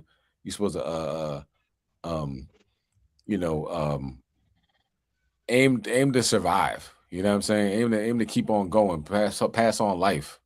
Be fruitful and multiply. When it says turn the other cheek, you know what I'm saying? It's like do every opportunity for your brother, every opportunity not to take it there with your brother. But when it comes to the heathen and other nations, their job pretty much on this planet is to kill, steal, and destroy. Good. So let's bring that out, King. The book of 1 Thessalonians, chapter 1, verse 6. And ye became followers of us and of the Lord, having received the word in much affliction, with joy. Go ahead. With joy of the Holy Ghost. Slocky, that was the wrong one though. I like that. Good scripture. But 2 Thessalonians 1 and 6. My bad. Okay, no problem, Mark.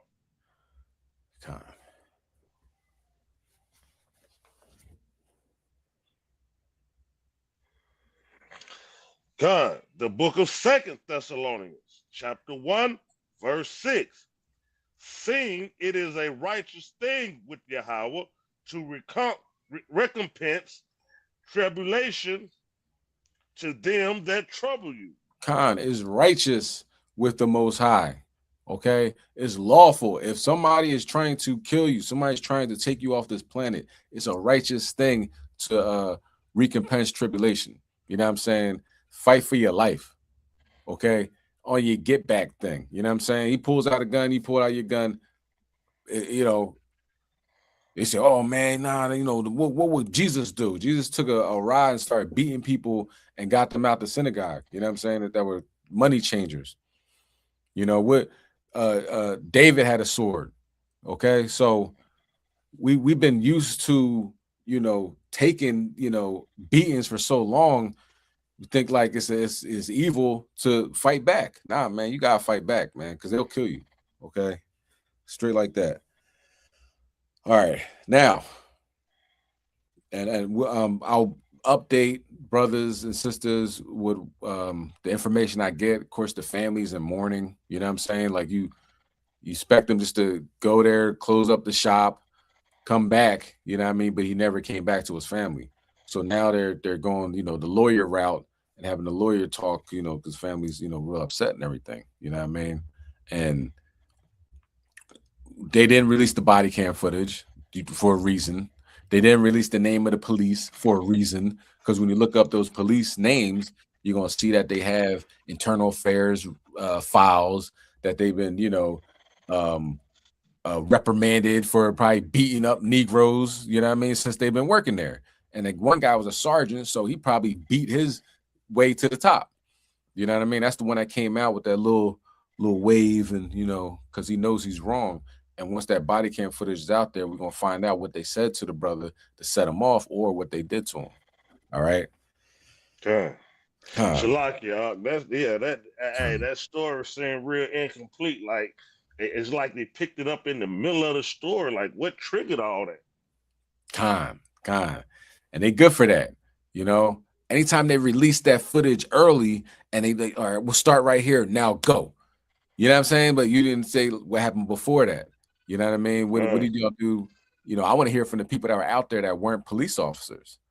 What did they hear? What did they experience when they were out there? And these cops are so like, they're not good with the public. They don't even try to be. You know what I mean? So he could say, F out of here, nigger, get out of here. You know what I'm saying? And I'll get out of here if I put a bullet in you. And he hears that. He's like, oh, okay, that's a threat. We going to war. And he got 3 of them. You know what I mean? Shot one in the face, one in the hip, and one in the leg. Because he was good with that gun. But of course, it was like 4 of them and 1 of him. But yeah, I'm gonna be on it though. I'm gonna be on it. We ain't gonna let this thing go under the table, because anybody could tell you from HOI Northeast, he was a solid brother. You know what I'm saying? Everybody respected him. He respected us. He respected, you know, our customs, and you know what I'm saying?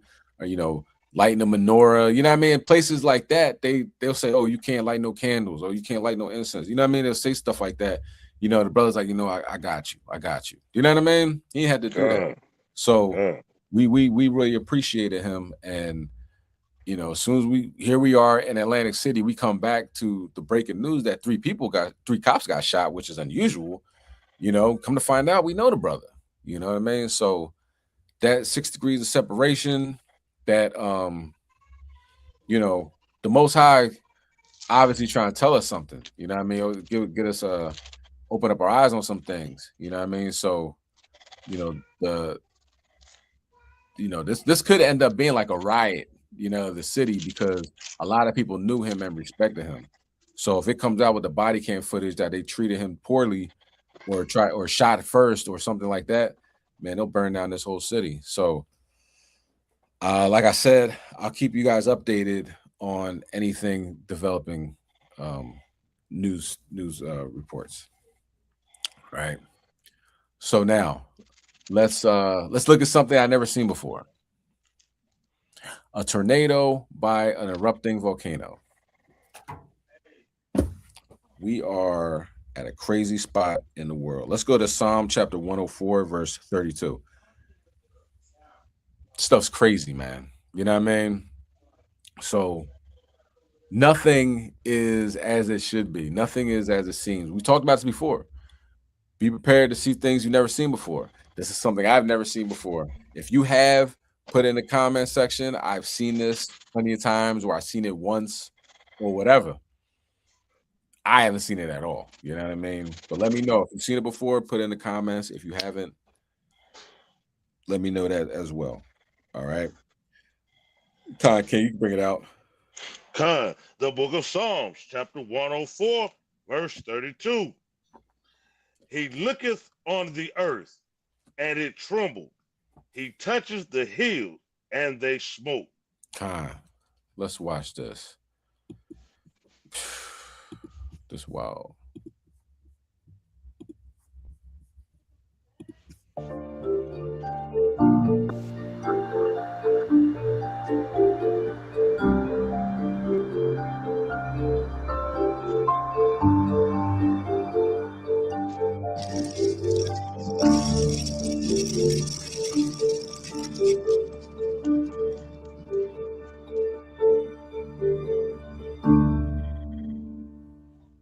We begin tonight in.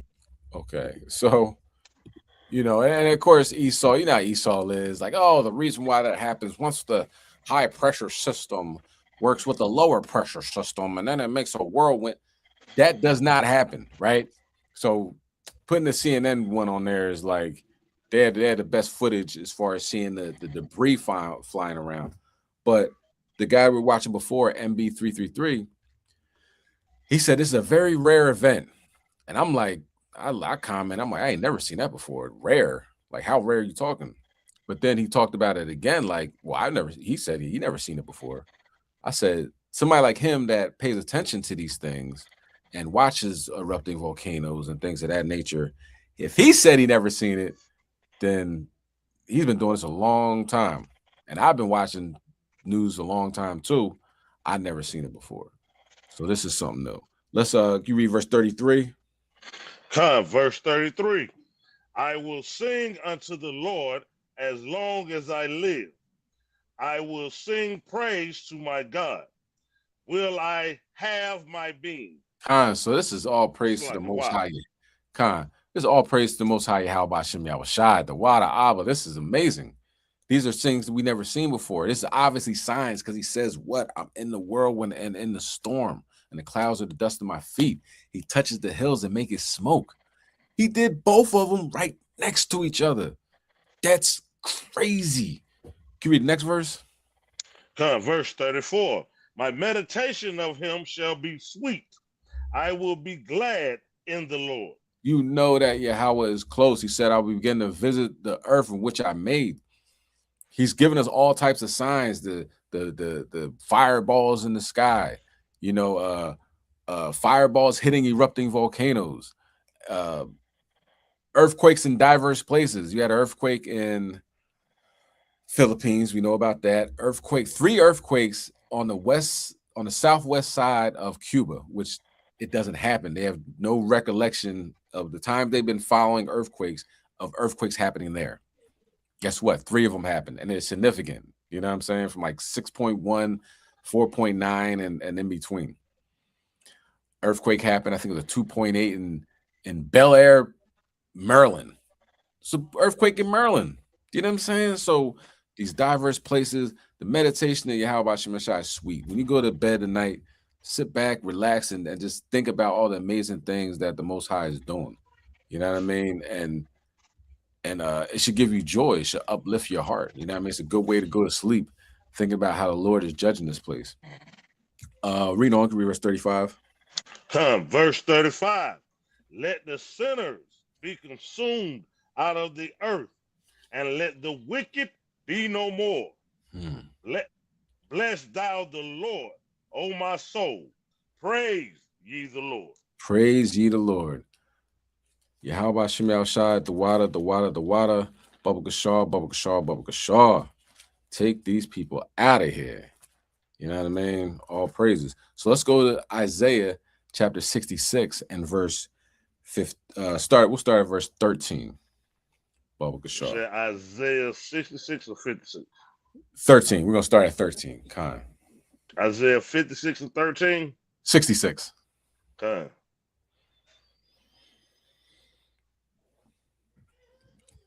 It's looking good. It's looking good.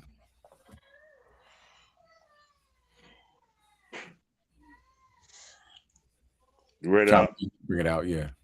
The book of Isaiah, chapter 66, verse 13. As one whom his mother comforteth, so will I comfort you, and ye shall be comforted in Jerusalem. And of course, you know, the Most High's word doesn't go out in vain. You know what I mean? If he said it, he's going to do it. He's not a man that he shall lie. All right, read on. Verse 14.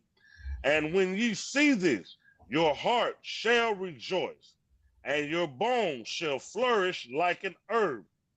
And the hand of the Lord shall be known towards his servants, and his indignation towards his enemies. So he's going to build us up. You know what I mean? Develop us, bring us out of this state of mind that we're in, and then he's going to destroy our enemies. Go ahead. Verse 15.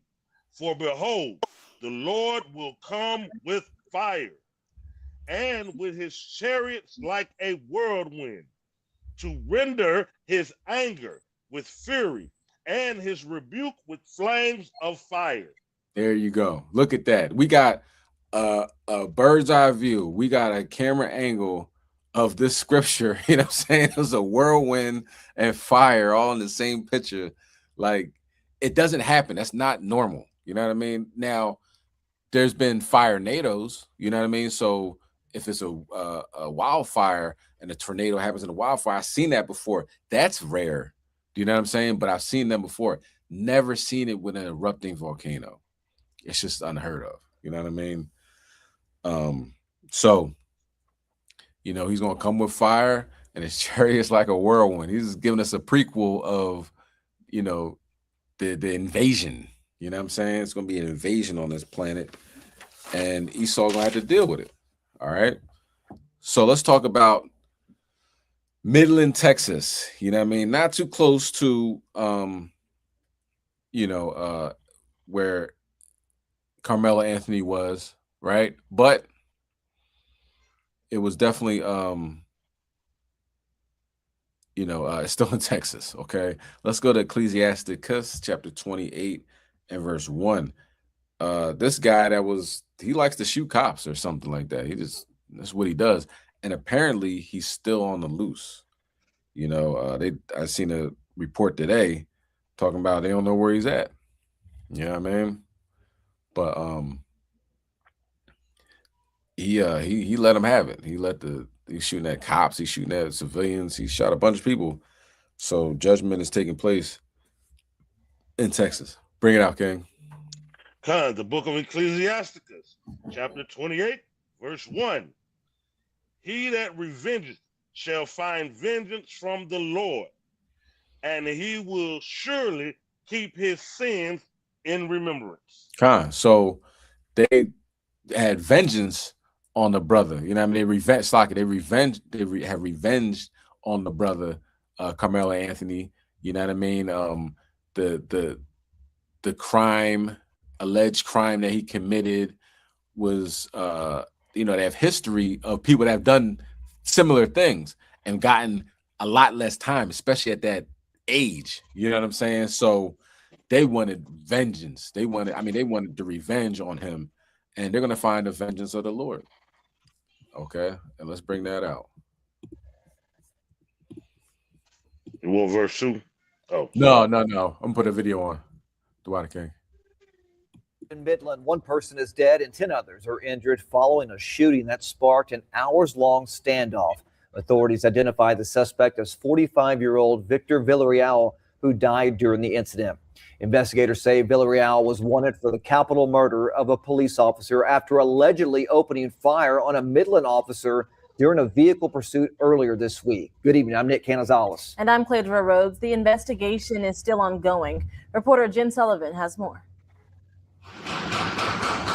That's the sound of multiple gunshots ringing out in Midland, Texas, where 11 people were shot in the small community between Fort Worth and El Paso Friday morning. At least one victim was killed, according to officials. Please pray for Midland. Most importantly, please pray for those impacted. Authorities say the shooting led to an hours-long standoff with the gunman, who's now been identified as Victor Mata Villarreal. Authorities say he died of a self-inflicted gunshot. The active shooter situation has been resolved, and the shooter is confirmed deceased as of this afternoon. It's unclear what sparked the shooting. One witness telling CNN she saw a man randomly shooting at cars driving by her business, and that she saw multiple SWAT officers rush a building. This is all hands on deck. All of our community responders are participating in addressing the situation. Authorities say 4 people remain hospitalized Friday afternoon, but their condition is unknown. Texas Governor Greg Abbott issuing a statement saying he is, quote, deeply saddened by the senseless act of violence in Midland. I'm Jen Sullivan reporting. Okay. Let's also, I'm gonna play this. This is Texas. This was last night. You know what I mean? So a lot of stuff going on in Texas right now. Let's check this out. Right, come on. The springs of the fountains shall stand still, and in 3 hours they shall not run. Right, meaning Esau's technology and his wisdom and everything gonna start to fail him. All right, that's what that's talking about. So it's gonna get serious in these last days. And it's funny, Chassadyah was mentioning planes falling out the sky. I had a dream about that. You know what I'm saying? I had a dream, and the dream was bad, man. It was bad. I had a dream. It was the planes were like lined up in the sky. It was like a traffic jam of planes, and they was waiting. They was waiting to be told that they could come in and land. It was some kind of jam at the airport, and they like start running out of fuel and falling out the sky. And the other planes start like twiddling in the air and falling, twiddling in the air, falling, twiddling. It was like an assembly line of them, like a traffic jam, and they were just falling one by one, and I woke up. Yeah, man. We want to start with that. Yep. So, yeah, judgment is taking place in Texas, and the elder having dreams about it, right? So. The Wada Abba, you know what I mean? A mighty elder, you know, is doing some prophetic things in these last days, right? It says in Joel, 2nd chapter. Okay, let's go to Luke chapter 9, verse 5. Luke chapter 9, verse 5. So another thing in Wilmington, Delaware, a lot of things have been happening since the brothers went over there and prophesied against it. You know what I mean? Rebuke that place, try to wake our brothers up, but at the same time, there was a lot of ratchetness and, you know what I mean, just the curses and everything going on, people ignoring the word. So you know, what happens next, right? Bring that out, King. God, the book of Luke, chapter 9, verse 5. And whosoever will not receive you when ye go out of that city, shake off the very dust from your feet for a testimony against them. So people should soon begin to realize that if you see the Israelites on your corner in your neighborhood or you walk by them, this is ordained by Yahweh Hashem Yahushua that bad things might happen to this place, and you know, around them, around their family or whatever, if they don't take heed to the warning and repent and come back to the law, statutes, commandments. Wilmington didn't do that. So what? 7 hours later, as Chassadyah was bringing out about the church, Brother Yatai was bringing out about, you know, messing with a man's woman and messing with her mom, like the church be into some freaky stuff, you know, fire will erupt. And what happened? It was a fire at, you know, a church, you know, a very well-known church in Wilmington 7 hours later. But then stop there, you know what I mean? There's children getting shot. I think like a 4-year-old got shot down there like a couple of days ago. And now you have a shooting in a hospital. Let's talk about it. That breaking news. We know 2 people have been shot after a gunman opened fire at a Wilmington, Delaware hospital. That hospital saying it's in lockdown right now as police look for a possible shooter. And take a look at this chopper video right now. We're just getting in a huge police response with dozens of people being led out of the hospital with their hands up. It's happening right in the heart of Wilmington. I want to get right over to Johnny Archer from our Philadelphia station, NBC 10, who's at the scene for us right now. Johnny, what do you know? Well, as you mentioned, Tom, Wilmington police tell us that 2 people were shot inside Christiana Care's Wilmington Hospital around 3:30 this afternoon. They would not give us an update or a status on the shooter, but as you can see behind me, people are starting to exit the hospital campus. Now, Christiana Care officials tell us that the hospital was put on lockdown when the shooting happened and after the shooting happened. But we did notice, and you noticed from the video that you showed a little bit earlier, Tom, that people were exiting the hospital with their hands up. We noticed a lot of people coming out of this main entrance where we are right now.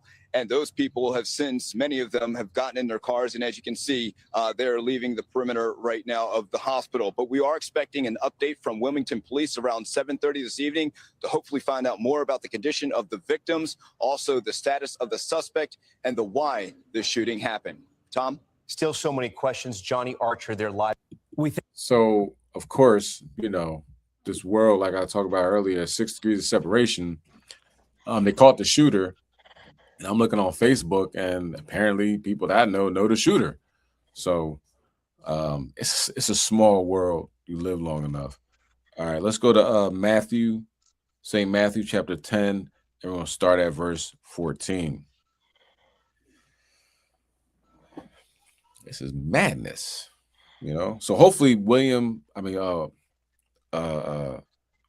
Delaware can repent, you know what I mean, and realize that, you know, things are going to get worse. You know, they got there was a lot of powerful brothers out there that day that was telling, you know, our people to repent and come back to the law, statutes, commandments, you know. So repent or die. That's what it would come down to. Repent or perish. Go ahead, King, you bring it out. The book of Matthew, chapter 10, verse 14. And whosoever shall not receive you, nor hear your words, when ye depart out of that house or city, shake off the dust of your feet. And the Bible, of course, it's like a puzzle, you know what I mean? A Rubik's Cube, or, you know, you might get some pieces over here and some pieces over there to put it together. He actually ends on, you know, saying what's going to happen as a result. Can you read verse 15? Verse 15. Verily I say unto you, it shall be no more tolerable for the land of Sodom and Gomorrah in that day of judgment than for that city. It should be more tolerable than the land of Sodom and Gomorrah. Sodom and Gomorrah is going to be better off than that city in the day of judgment. Okay. So that's something to think about. You know what I mean? So some places, you know, nothing happens or whatever, right? It's still standing. It's still good. Of course, we know Sodom and Gomorrah and the neighboring cities got trashed. You know what I'm saying? So when it's time, when that judgment comes, it's going to look like a sweltering heat, you know, just pitch and melted elements, you know. I can only imagine what it'll look like, to be honest with you.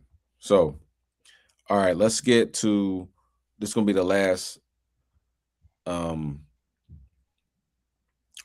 last video for the night. The water for keeping up, because of course it was a lot of videos, a lot of information today. So we went a little over the time that we usually stay on, but water for being here, taking notes, asking questions, whatever. If anybody has any questions after this, please put them in the chat. That's All right. So let's get Song of Solomon, chapter 4 and verse 2.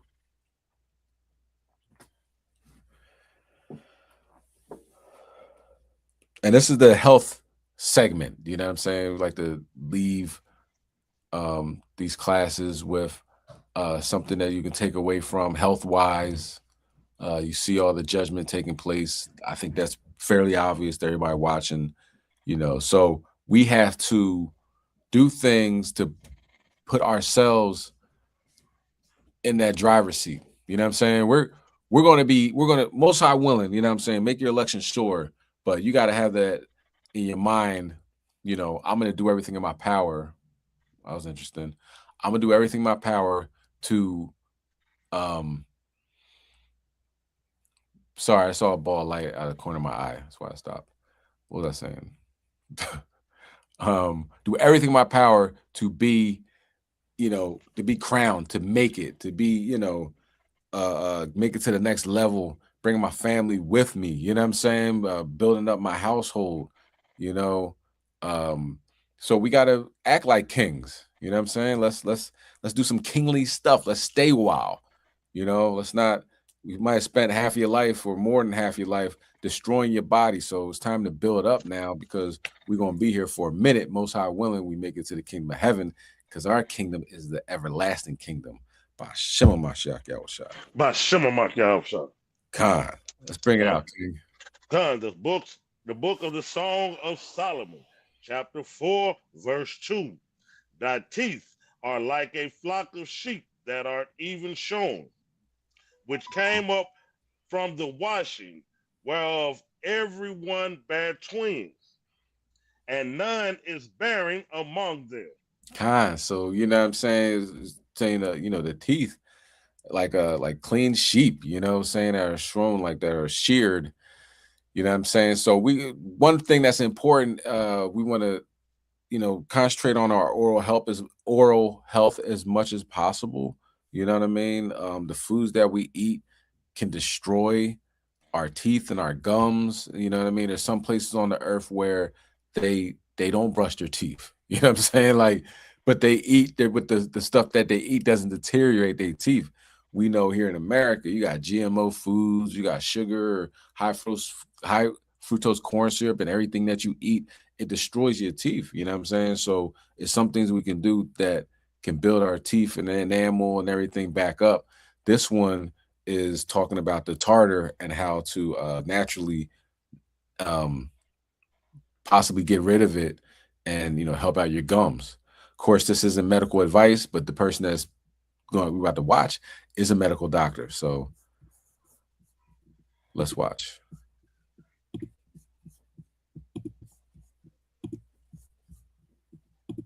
Let's talk about a really good remedy for tartar. Now, what is tartar? Tartar is dental plaque. What we're really talking about is something called biofilms, okay? And biofilms are a combination of these calcium houses that house bacteria. It's one of their survival mechanisms. What they do is they hide underneath this calcium in the dome, and that way they go undetected from your immune system as well as from antibiotics. In fact, 95% of bacteria in nature live in biofilms. If you even take a look at a little rock in a little stream, and if you actually pick that rock up, you'll notice it's a little bit slimy and slippery. That's biofilms. So biofilms are all over the place. It's some survival mechanism that's been going on a very, very long time. So anytime you have water, as in saliva, you're going to have biofilms. And if there's an overabundance of biofilms, you're going to get bad breath. You'll have issues with inflammation, receding gums. And of course, many people get to the point where it's too much and they're going to have to go to the dentist and have it extracted. But what I want to talk about is if you are continually getting too much tartar in your teeth, I'm going to show you what to do to prevent it or manage it a lot better. Now, a couple of things I want to mention. Xylitol, the sugar alcohol, as in the xylitol gum and the xylitol sweeteners, have antibiofilm properties. They help suppress adhesions to your teeth. So if you're going to chew gum, make sure it's xylitol. And there's also natural things that are anti-biofilm, okay? Natural herbs. You have rosemary, you have clove, thyme, oregano oil, garlic, curcumin, which is in turmeric, cinnamon, and another compound called NAC. All of those can help reduce biofilms. However, the remedy that I want to talk about really has just 3 simple ingredients, okay? And I'm going to tell you why you should use this. The number 1 ingredient is baking soda. Now, why baking soda? Baking soda is sodium bicarbonate, okay? So one thing about biofilms, especially the ones that overgrow around your teeth as tartar, can start producing too many acids. And when the pH gets to the point where it's like 3.5 to 5.5, then the body starts leaching calcium out of your bones. It's called decalcification. And so it's very, very important to make sure your pH in your mouth does not get that acid. You want it neutral or maybe slightly acid, but not too much.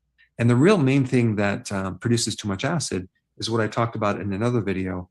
It's the sugar. It's your diet. If you're consuming too much sugar or you're diabetic, you're basically feeding the exact food that these bacteria love, as well as the yeast, because there's also a type of yeast called Candida in biofilms as well. And as they eat all this sugar, they produce the byproduct of lactic acid. And now the pH starts to decrease and the environment starts to become ideal for extracting calcium from the teeth. So you're getting cavities. And then, of course, the microbes are using the calcium for housing. So using baking soda, sodium bicarbonate, is a great way to increase the pH, to make things a little bit more alkaline, to help buffer that pH. So the acid isn't there anymore to leach out calcium. Also, baking soda can help to break down these biofilms. And the other thing that's very interesting about sodium bicarbonate, baking soda, is that this is what your saliva makes to buffer these acids. So you're just taking something that your body is already making.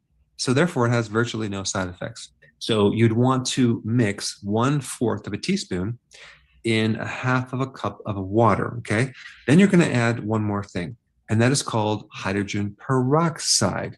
Now, you'd want to make sure you get the 3% hydrogen peroxide, and you can get it from the drugstore. But hydrogen peroxide is a really good compound to help inhibit biofilms from developing, as well as killing off bacteria, yeast, Candida, all these microbes. And another very interesting thing about hydrogen peroxide is, guess what? Your body makes it. It's in your saliva. Hydrogen peroxide is a major compound that your cells use to kill microbes. So we're just going to give your body what it naturally produces, but it just in higher quantities. So you use 1/4 teaspoon of baking soda and 1/4 teaspoon of hydrogen peroxide, 3%.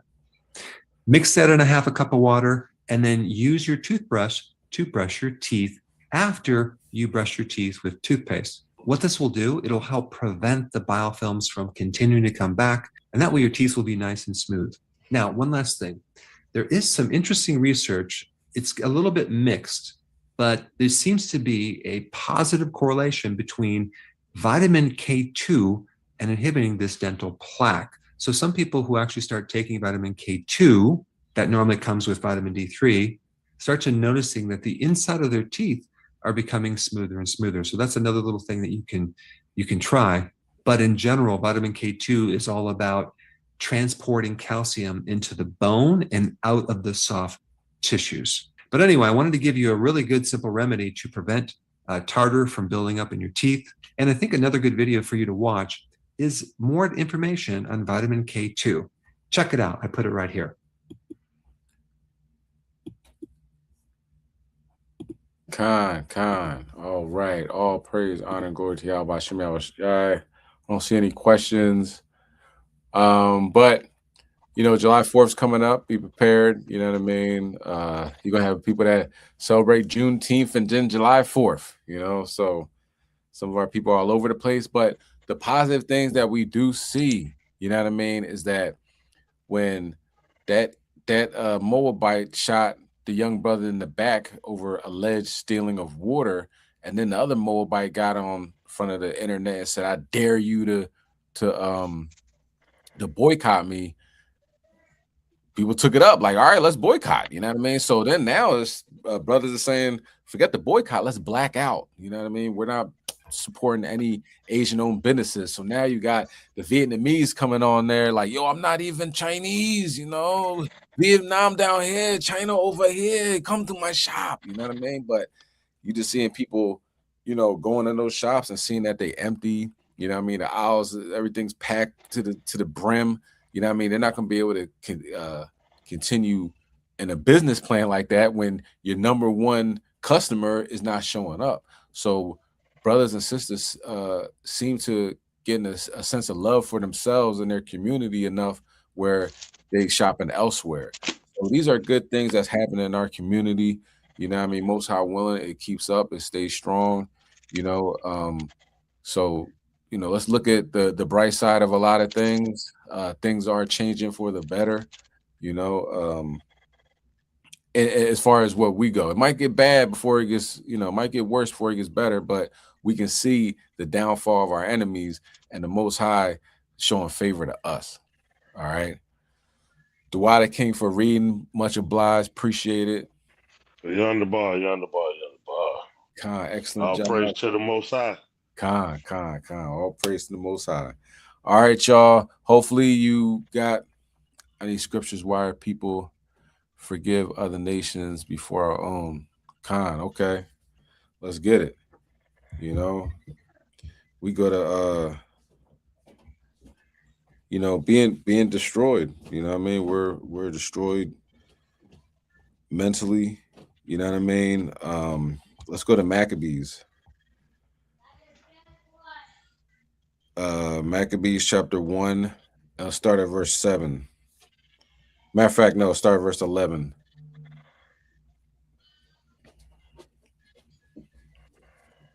Come. The book of Maccabees, chapter 1, verse 11. In those days went there out of Israel wicked men who persuaded many, saying, let us go and make a covenant with the heathen that are round about us. For since we departed from them, we have had much sorrow. So it starts off by saying they're wicked men, you know what I mean? And they go and what? Persuade many, you know what I mean? And that's Jake like, yo, man, you in this Israelite stuff, man. Nah, man, look, remember we was in ancient Egypt. This is in Greek captivity, but it spans the time, you know, because they said this in our ancestors said this in Egypt. They were like, yo, we used to have garlic and cucumbers, and you know, why are we here? Like, we want to die in the wilderness. I'd rather be a slave. Our people are so mentally destroyed, they'd rather be slaves than be free. That's right. And then now in the Maccabees, so that's in ancient Egypt. Now we go to the Greek captivity. They're saying, yo, we was persuading many too. It's not just, it can't be just one Jake that's doing this. It's one that always gotta be like, you know, a Stephen A. Smith of like, you don't understand, like, yo, we can get some butter biscuits if we do what Master says, you know what I mean? So let's make a covenant with them. Let's make a agreement with them, hand in hand. You know, it says in Judges, don't make agreement with these people. You know, it says, you know, since we left from them, we had much sorrow. You know, so what they do, they went to the king, and you know, I want to get into the gym and all this other stuff. I want to be naked with y'all and all, you know what I mean? So it ultimately comes down to our people being wicked and impatient, and you know, wanting to keep up with the Joneses. You know what I'm saying? If we weren't being wicked and impatient and all that to begin with, you know, we wouldn't be going through this. So let's bring out Hosea 4:6, classic verse. Chassadyah, I was just thinking about that one. Con. You know, and that's why it says, of course, 2/3 of our own people got to go. They're not built for the kingdom. You know what I'm saying? They're not able to make it. Okay. And we got it. Can you bring it out? The book of Hosea, chapter 4, verse 6. My people are destroyed for lack of knowledge. Because thou hast rejected knowledge, I will also reject thee, that thou shalt be no priest to me. Seeing that thou hast forgotten the law of thy God, I will also forget thy children. So our people will forgive other nations before their own because it's destroyed. You know what I mean? That lack of knowledge, God says, you know, to treat one another as you want to be treated. You know what I'm saying? But that lack of knowledge and understanding what that means, that if you do that, you will be rewarded, rather than if you don't, bad things are going to happen. You know what I mean? That's a sin. You know, when wages of death, the wages of sin is death. You know, our people are, you know, the valley of dry bones. You know what I'm saying? Can these bones live? You know, also, you know, the curses. It goes back to the curses as well, that, you know, we have an evil eye against our brother. So we'll forgive the white man that, you know, will give us butter biscuits, you know, and he'll stab you in the back in a heartbeat. That's one thing about the white man. He doesn't like sellouts. You know what I'm saying? Like, the people that sell out, they end up getting poked up anyway. You know what I mean? And thrown to the wolves. And then they come back and they say, hey, can we be down with y'all? For instance, like Candace Owens.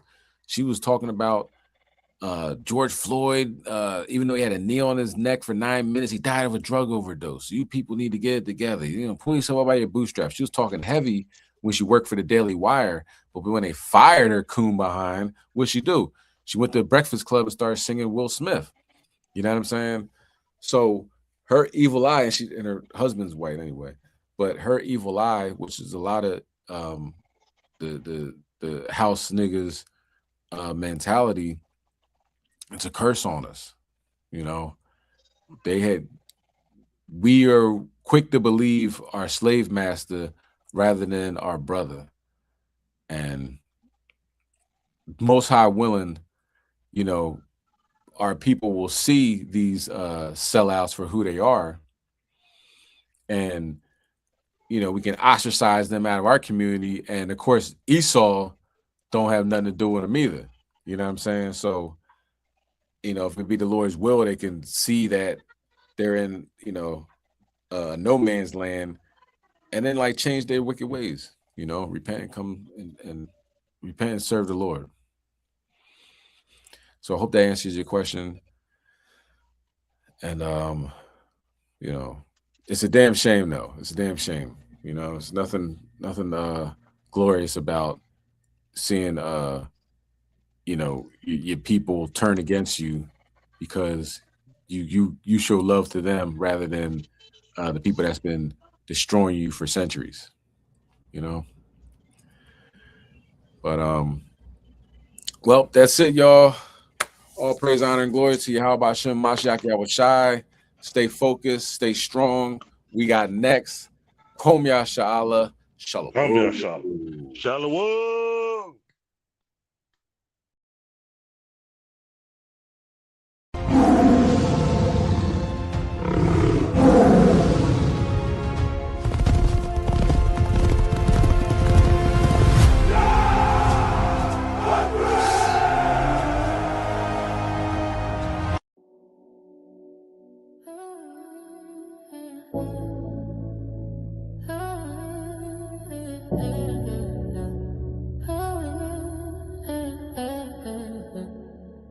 My skin got a story in it. Whole rose in my bones. They call me by a number, but I know my name at home. Chain on my neck, but the line still lives. The way I walk, the way I give. Lust to the promise, that's where I fit. I've been chosen, I can feel it. Tell me who I am when the mirror won't lie. Tell me where I came from. It's written in my eyes. I was set apart long before the hurt. The son of the promise.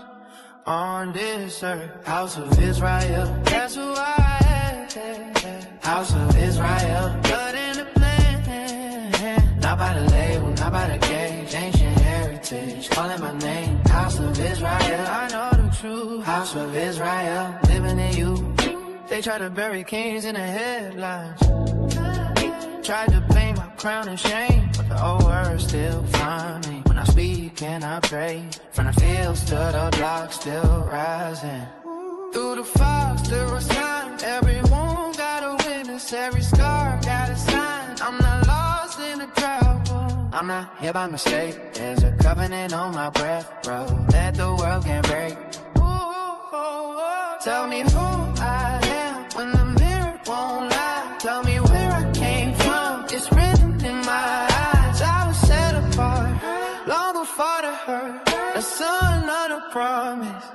On this earth, house of Israel, that's who I am. House of Israel, blood in the plan. Not by the label, not by the cage, ancient heritage. Calling my name, I'm house of Israel. I know the truth, house of Israel.